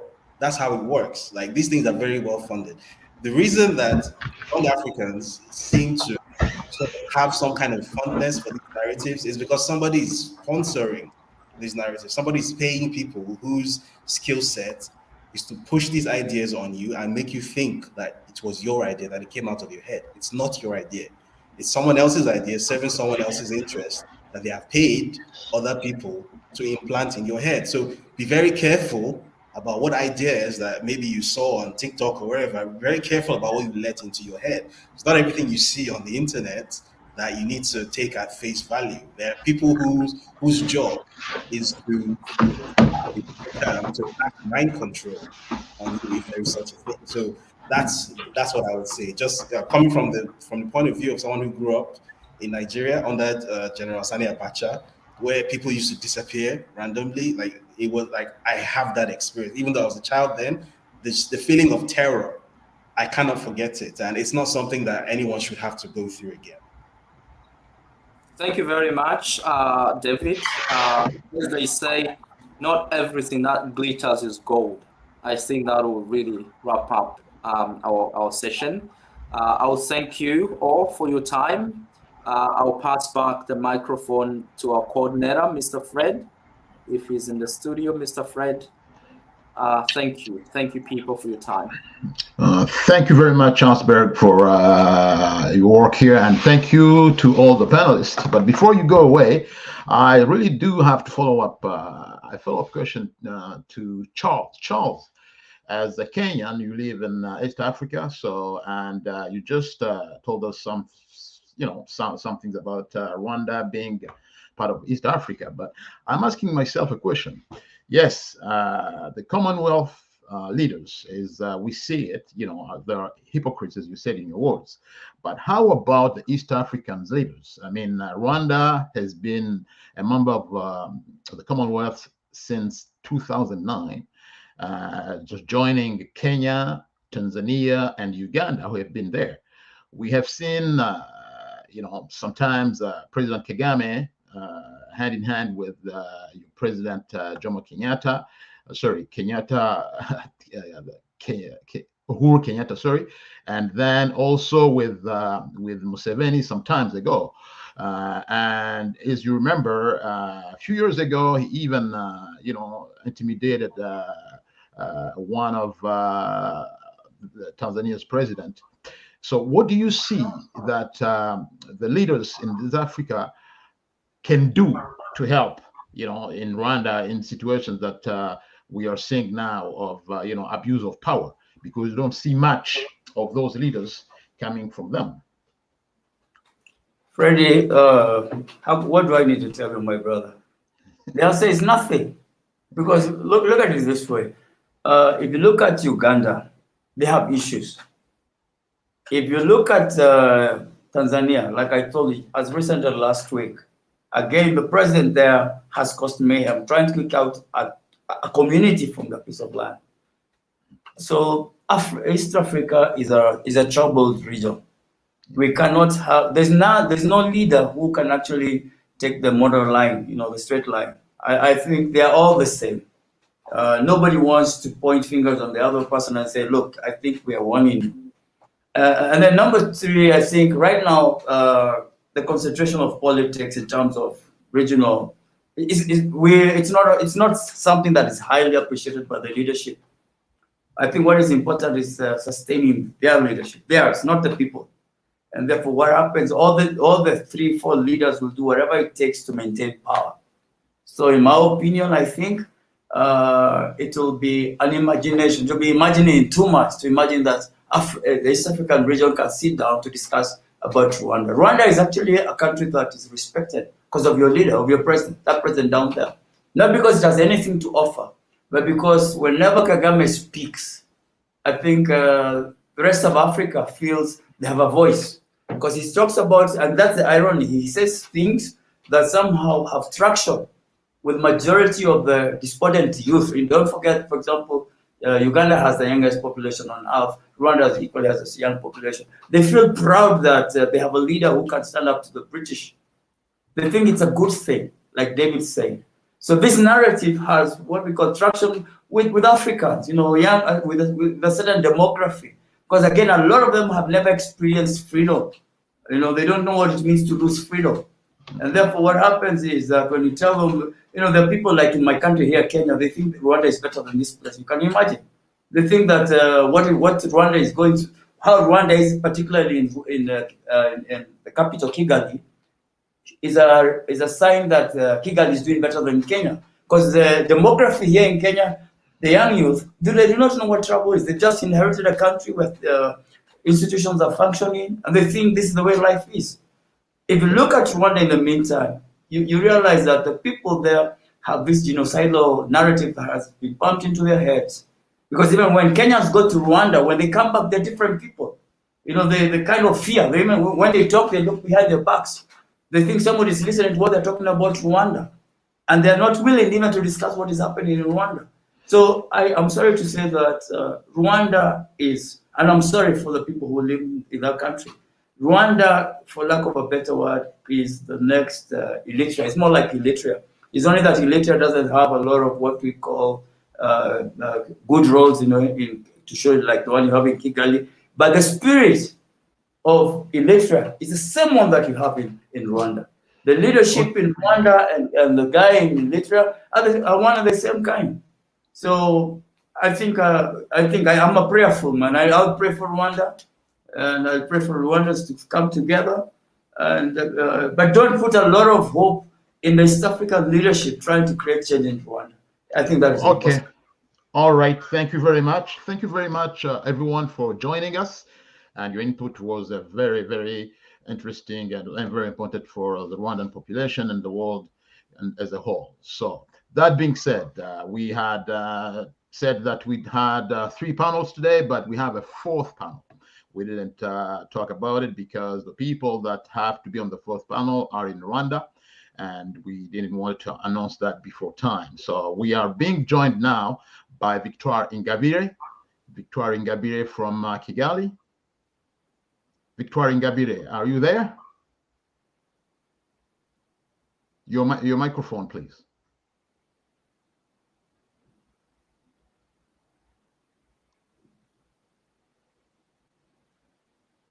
Hello. Actually, Charles and Michael, you can you can leave the room because we are at the 4th panel, and I'll be discussing with Victoire. But you can still follow the discussions. Victoria is actually a very good friend of mine. Okay, thank you. Yeah, we talk a lot of that. Okay, all right. Okay, so I will ask you to leave the room, Charles, so we can continue with Victoire. Sure, but sure, you can, sure. yeah, you can still follow the conference. Thank you. Okay, Victoire Ingabire, is she still there, or do we have any technical problems?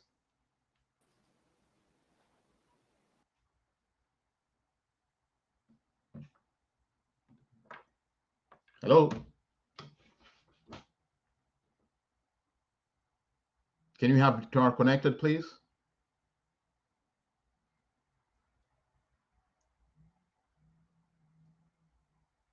So it seems like we have a technical problem for now. We're going to be waiting for about 2 minutes. But we can say that we have been on this conference for at least over three hours. And from what we have heard from our panelists, from the first one to the third one, is that we still have a very long way to go. Rwanda being a Commonwealth member since 2009, all panels have agreed that nothing has been done for Rwanda to follow up on all the Commonwealth values, which include the promotion of democracy, human rights, good governance, the rule of law, individual liberty, egalitarianism, free trade, and also multilateralism and world peace. As you all follow, Rwanda is being criticized for being a country that does not give freedom of speech to the people in Rwanda or even the journalists that are abroad. So this is an issue that probably during the meeting, all the member states that will be gathering in Rwanda should probably bring on the table and discuss about the president of Rwanda, because Rwanda is being looked at as the next head of the Commonwealth. So we hope that all this meeting will do whatever they can do to convince President Kagame to change in that area. So as Victoire Ingabire is going to be there, or do we have a problem, technical problem?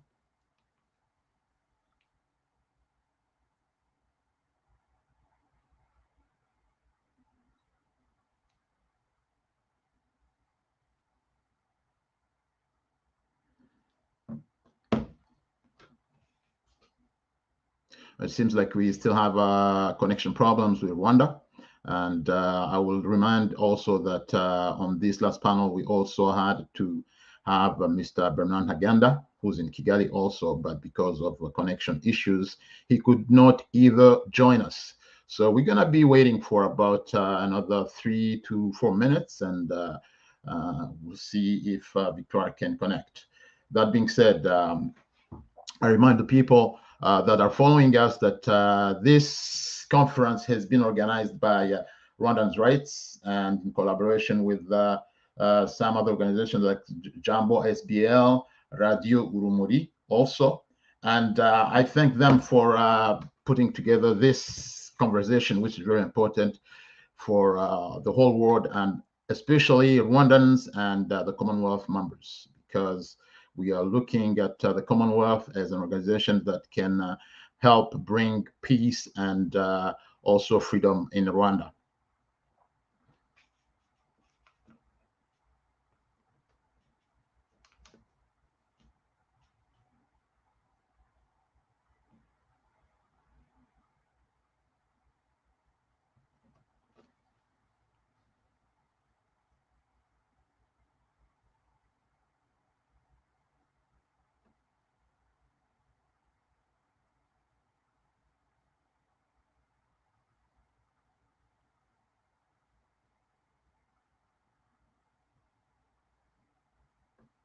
Still waiting to see if we can connect with Kigali, and we apologize for the delay.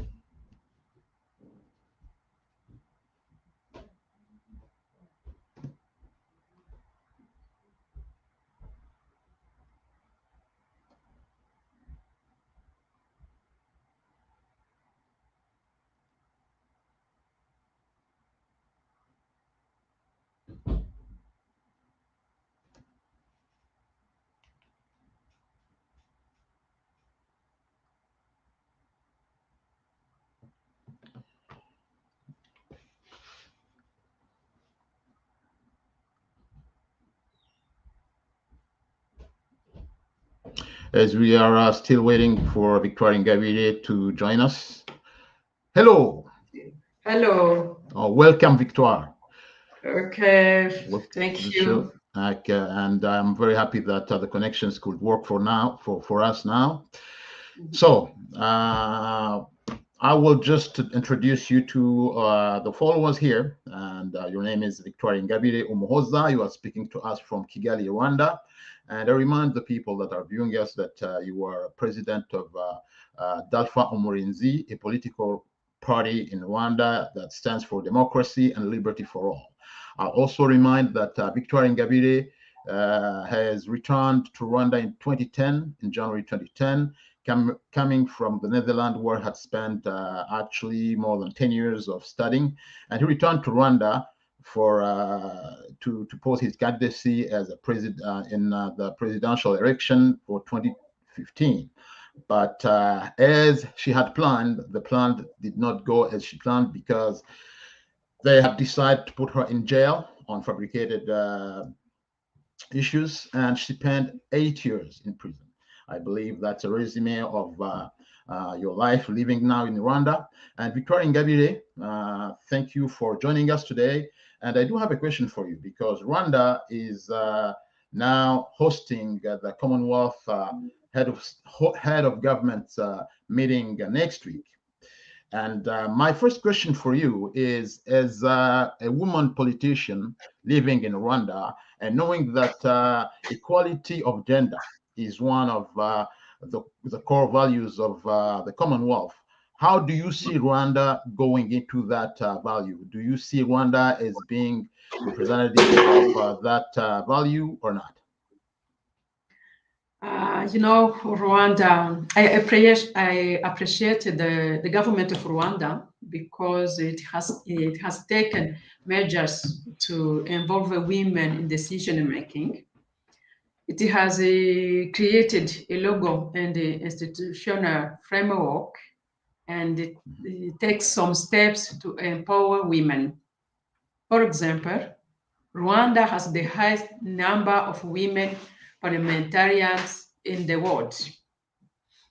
But I don't agree with some people who confirmed that countries with a high score on civil rights and political liberties have high proportions of women in national legislatures than countries with low marks. And in my country, Rwanda, as I said, women outnumber men in the parliament, and the world and this my country, that gender equality is respected, but if you consult the Freedom House Index Report 2022, this report gives Rwanda a score of 22% in the terms of observing political and civil rights. The fact of the matter is that the high number of women parliamentarians has been not translated into laws that protect women. The law initiated by women parliamentarians in Rwanda are few. Women parliamentarians in Rwanda have boasted of having lobbied for the law against domestic violence, which is a self-serving law. But for example, there is a lack of interest in the initialing bill against the growing sex-based corruption in the labor market to get jobs and in high institution of learning where good marks are changed for sexual favor. I think you heard the case of Miss Rwanda, the problem there in this Miss Rwanda. Yes. Yes. Rarely have we heard women parliamentarians speaking out against violence against ordinary women by local officials. I don't know if you saw some bills where officials beating women. I Yes, we saw remember that. the case in the north of the country where the executive beated women with the man of DASO service. They beated a woman. It was in the period of COVID because she wanted to protect her brother. I strongly believe that really empowerment of women must manifest in their capacity to influence policy and not to just rubber stamp the wishes of executives. What is the situation in our country today? It is honoring through their capacity to influence policies that they can participate in the political and the social transformation of a country.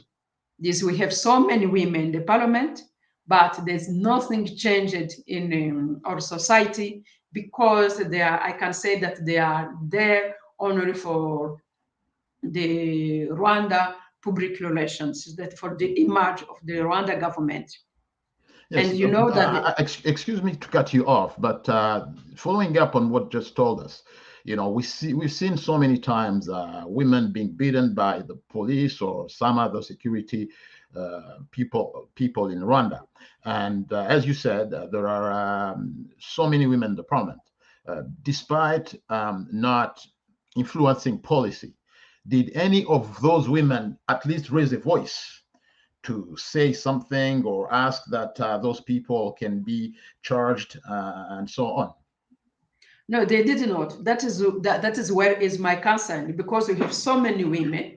But if we saw this bid where the security officers beating women on the street, never I heard a woman in parliament saying anything about it. That is why I say it, that I don't agree with that. People will say that if you have so many women in the parliament, this meaning that you are a democratic country. That is not true. And you know that the Commonwealth stresses that gender equality and women's empowerment are essential components of human development and the basic human right. Therefore, it is the duty of everyone, not just women, to fight any form of discrimination, because we have failed so far in an important component of our society. This is why I think that I ask not only women, but also men, that they have all to denounce and don't accept that there's a official security service of men beating women on street, and that everybody look at on that, but nobody do take any action against that. And in my humble opinion, the position of women in leadership should be empowering and not be turned into a tool for political patronage. I think women must do more to educate their nation and to work together to have a critical mass necessary to get our voices heard. It is not enough to plead for our rights as women, but we must have self-belief in what they want to take us to be and capable of doing.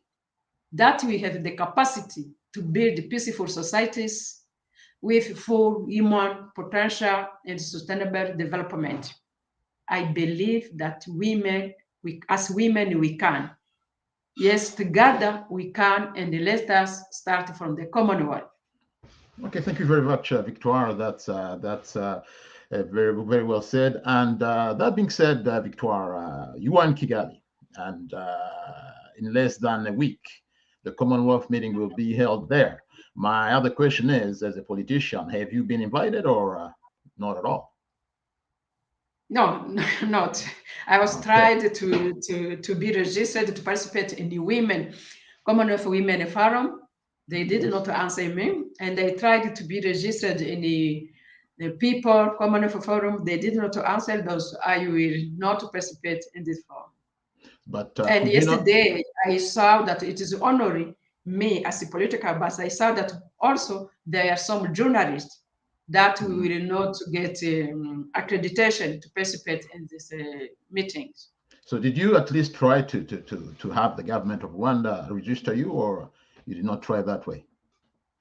No, not that way, because we received the format to fill in. Okay. Yes, for the registered. This is what this form I filled in, but I did not receive an answer. Okay, so the Commonwealth has some values, as I stated before, and one of those are freedom of speech and democracy. And we know that Rwanda has been criticized of not being a democratic country. And what's your take on that? When you see you are in Rwanda, you've been fighting to get registered, and how do you see democracy or freedom of speech improving in Rwanda? Is there any improvement at all, or so much has to be done? Mm-hmm. If you talk about democracy, the Rwanda government claims to be practicing a consensual democracy that aims to prevent further ethnic violence while accelerating development. However, this consensual democracy has transformed over time into a system that suppresses political dissent, restricts pluralism, and cap civil liberty in Rwanda. As a result, political elections are always characterized by limited choice in Rwanda. Okay. I know that if we talk about election, many countries, it's not only in Rwanda, the dictatorial governments have limited democracy to holding regular elections just to satisfy aid donors who fear to be accused by their citizens of giving aid to autocratic regimes. Hey, I remember in 2010, after the election in Rwanda, that U.S. State Department issued a statement. I remember that they said that democracy is about more than holding elections. A democracy reflects the will of people, where minority voices are heard and respected, where opposition candidates run on the issues without threat or intimidation, where freedom of expression or freedom of press are protected. But in Rwanda, that is a big problem. I think that the U.S. State Department issued this statement after the election in 2010. When I tried to participate in this election, the government chose to put me in prison. And 7 years later, Diane Rwigara tried to participate in the election. She has the same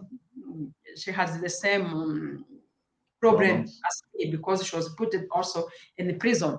This, you can imagine a country that say we empower women, The women in the constitution, you have the constitution that all women have to be in your organ or institution. But if you try to participate in presidential election, because we are only the two women of opposition, we tried to participate in the presidential election, but they put us in the government. Only women who work together with the ruling party, they are accepted. That is the problem. This is why I say the democracy and the gender equality, it is two values of Commonwealth that has to be respected in our country. Okay, thank you very much. And also, I could probably add also individual liberty as being one of the values of the Commonwealth. As that being said, you know, individual liberty includes also, you know, as they say, individual liberty leads to the well-being of the people. Okay, so what we see now and what we have heard in the news, I mean, the government of Rwanda has even decided to close the schools in the period where you know, the Commonwealth meeting will be taken. So what do you think about that? Is that not a way for the government just to put people, to tell to people to stay home, the kids at home, and then even the members who will probably want to visit the schools and the people and will not have the way to go to see those things? How about that? Yes, that is the other issues we had. It is one of the action taken by the government to close the schools, the time that the CHOGM meeting will be held in Kigali. It is only that there are also women that the government brought in the transit center, because they buy the fruits and the vegetable on the street. Yes, and now the government say, we don't want to see you on the street. You have to stay home. Or some of them they brought them in the Congo transit center or otherwise. I think that is not the country that you can say that they respect the liberty of movement, of liberty of expression. No, it is not. It is not, okay. Because if you see what they are doing, it is not really the country that you can say that should be the member of Commonwealth. I don't know if you remember that Rwanda was admitted as a member of Commonwealth in 2009. And in this time, the Commonwealth Human Rights Initiative has indicated that Rwanda is not yet ready to be accepted into Commonwealth because of his system of governance, and that human rights is not respected in Rwanda. And now, 13 years after that, we have the same problem in our country. This is why I hope and count on the Commonwealth Ministerial Action Group to carry out its mission to access violation of Commonwealth value and to recommend measures to restore democracy and the constitutional rule. It will be equally necessary to do monitoring and evaluation of how many governments will implement Commonwealth values, particularly in empowering women and democracy, human rights, and the rule of law, especially in our country. Because I don't see why the people in the countries, members of the Commonwealth, what they will provide to be the member of the Commonwealth if the Commonwealth cannot help these countries, the members of Commonwealth, to change the life of people in the countries member of Commonwealth. Okay, thank you very much, Victoria. I would also remind that talking about the freedom of speech and liberty, I would remind our viewers that the government of Rwanda in the last few months, they have jailed many of the journalists that had some blogs or even publishing on YouTube because they were talking to everybody about the problems that people of Rwanda are living, and also criticizing some bad policies of the government. That being said, Victoire, you are in Rwanda.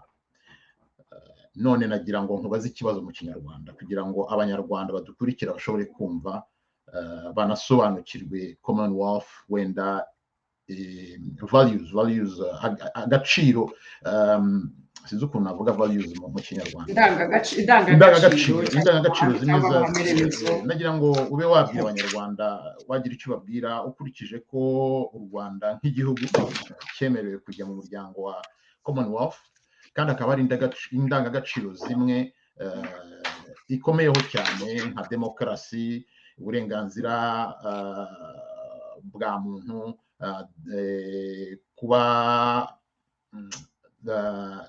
equality of gender, sinzi kurwanya ubusumbane, uburinganire.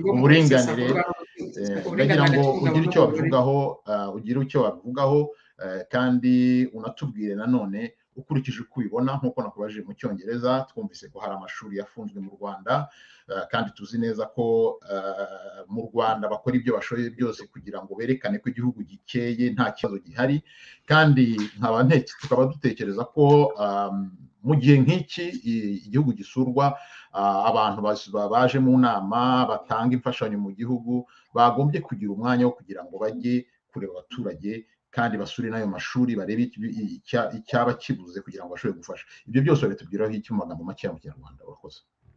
Urakoze. Hari indangagaciro koko z'ingenzi za Commonwealth. Hari demokarasi, nabivuzeho mu kanya mvuga ko abantu benshi bavuze demokarasi bagira ngo ni amatora. Mvuga uburyo Leta Zunze Ubumwe za Amerika, Minisiteri y'Ububanyi n'Amahanga yavuze ko ntabwo demokarasi ari amatora gusa akorwa buri gihe, kuko ibyo ngibyo usanga n'abayobozi b'abanyagitugu ari byo bibandaho cyane, ahubwo bakasobanura ko amatora ni hahandi n'amajwi y'abatatowe n'abantu benshi agomba kumvwa, n'amajwi y'ibitekerezo bya buri wese bigomba kumvwa kandi bikubahwa. Umuntu ntazire kuba yagira ibitekerezo bye. Ntabwo demokarasi rero ari amatora gusa. Usanga rero kenshi bagira ngo demokarasi turatora buri gihe iyo manda irangiye abantu baratora. Nagaragaje kandi ko icyo ni ikibazo cya demokarasi dufite mu Rwanda, akaba ari imwe mu mahame remezo mu by'ukuri u Rwanda uyu munsi rutubahiriza uko bikwiriye, kuko nagerageje kugaragaza ko n'ayo matora banavuga twagerageje kuyajyamo, yaba ari njyewe cyangwa ari Diane tugafungwa, ngaragaza yuko kenshi abadamu usibye bari ku ruhande rw'ubuyobozi bw'igihugu bw'ishyaka riri ku butegetsi, ariko batari ku ruhande rw'ubuyobozi bw'ishyaka riri ku butegetsi muri opposition, ko byabayeho kuri njye turongera tukagira ibyo bibazo byo gufungwa. Arong abihuza no kuvuga handi kuvuga ngo uburenganzira bw'abagore ko Rwanda cyashyize imbere guteza abadamu imbere. Ni byiza koko ndabishima, kuko muri constitution birimo ni amategeko yanditseho akavuga bati 30% abagore bagomba gutorwa mu nzego zose z'ubuyobozi bw'igihugu, ariko wabisesengura neza ugasanga abo badamu babaye nk'aho kugira ngo bibe ibintu byo gushyira mu nyandiko gusa, navuga nk'umutako ubaho ngaho gusa kugira ngo igihugu cyacu kivugwe neza ko gifite abadamu benshi muri parlement. Ariko ukabibaza se abo badamu batavugira nk'abagore bagenzi babo. Ntanga urugero rw'abantu twigeze kubona mu mudamu ko twaga na executive n'abadaso, abo bantu ntabwo nigeze numva abadamu nibura bahaguruka ngo bavuge bati biriya ntabwo dushaka kubibona, iryo jwi ryabo ryumvikane. Usanga abo bagore b'abazunguzayi bahutazwa n'abo bantu bo mu nzego za daso bakabahutaza. Ntabwo ndumva abadamu bo muri parlement bavuga bati dushyireho itegeko rihana rwose ku buryo bari abagore batazongera guhutazwa n'abo bantu bo muri izo nzego za daso. Ugasanga ntacyo babikora. Muri iyi minsi hari ibyo mwumvishe bya Miss Rwanda, mwumvishe ko hari abantu, njya na Perezida Kagame ubwo yaravuze avuga ati mu nzego zinyuranye narabimenye ko hari ruswa y'igitsina. Iyo ruswa y'igitsina irahari, ntivugwa. Abo badamu, kuba dufite abadamu benshi mu nteko ishinga amategeko, bagombye kuba ba mbere mu kuvuga bati ibyo bintu bigomba gucika. Rero urabona icyo kintu ayo mahama abiri ya demokarasi n'uburinganire mu by'ukuri akorwa, navuga ko mu Rwanda tuyakora mu buryo bw'igice. Niyo mpamvu nkunze kuvuga mu Rwanda tugomba kubaka igihugu kigendera ku mategeko. Naryo ni irindi hame ryo muri ry'uyu muryango wa Commonwealth ugenderaho, kuko niba twari dufite igihugu kigendera ku mategeko, amategeko yose dufite ari mu mpapuro nibura n'ahari yagombye kubahirizwa. Ba badamu batowe koko hakurikijwe uko byanditswe mu itegeko nshinga 30% mu nzego zose z'ubuyobozi, ariko bakabamo batagiye kwishushanya gusa nk'uko nyarumva abajene bavuga, ahubwo bagiyemo koko gufata ibyemezo bya politike bigira icyo bimarira sosiyete, kuko ntabwo bihagije kugira abagore bari aho ngaho gusa. Navuze ko abagore turashoboye, ubushobozi turabufite, niturekere rero kujya mu nzego z'ubuyobozi ari ukwishushanya gusa, ariko ujyemo ufite icyo ushobora kumarira sosiyete. Ngira ngo no mu Kinyarwanda dufite umugani uvuga ngo ukurusha urugo, ukurusha umugore akurusha urugo. Nuko niba abagore bahari, niba nakore koko bakoresheje bwa bushobozi bafite, be kugenda gusa kuba inkoma mashyi. Urakoze cyane Victoire. Ubwo ngubwo turagaruka mu Cyongereza kugira ngo nbaze ikibazo cyanjye cya nyuma hano. And yeah, so back to English right now. This is my last question to you.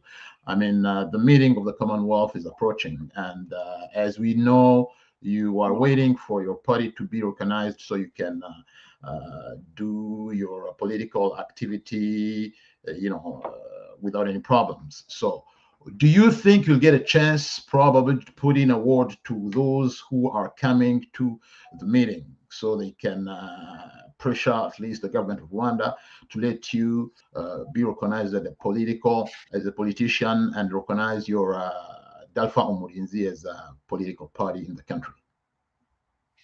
I hope I will have the chance to present or to meet some delegation that will be in Rwanda, that I can present the problem of opposition in Rwanda. As you said, until today, my political party is not yet registered.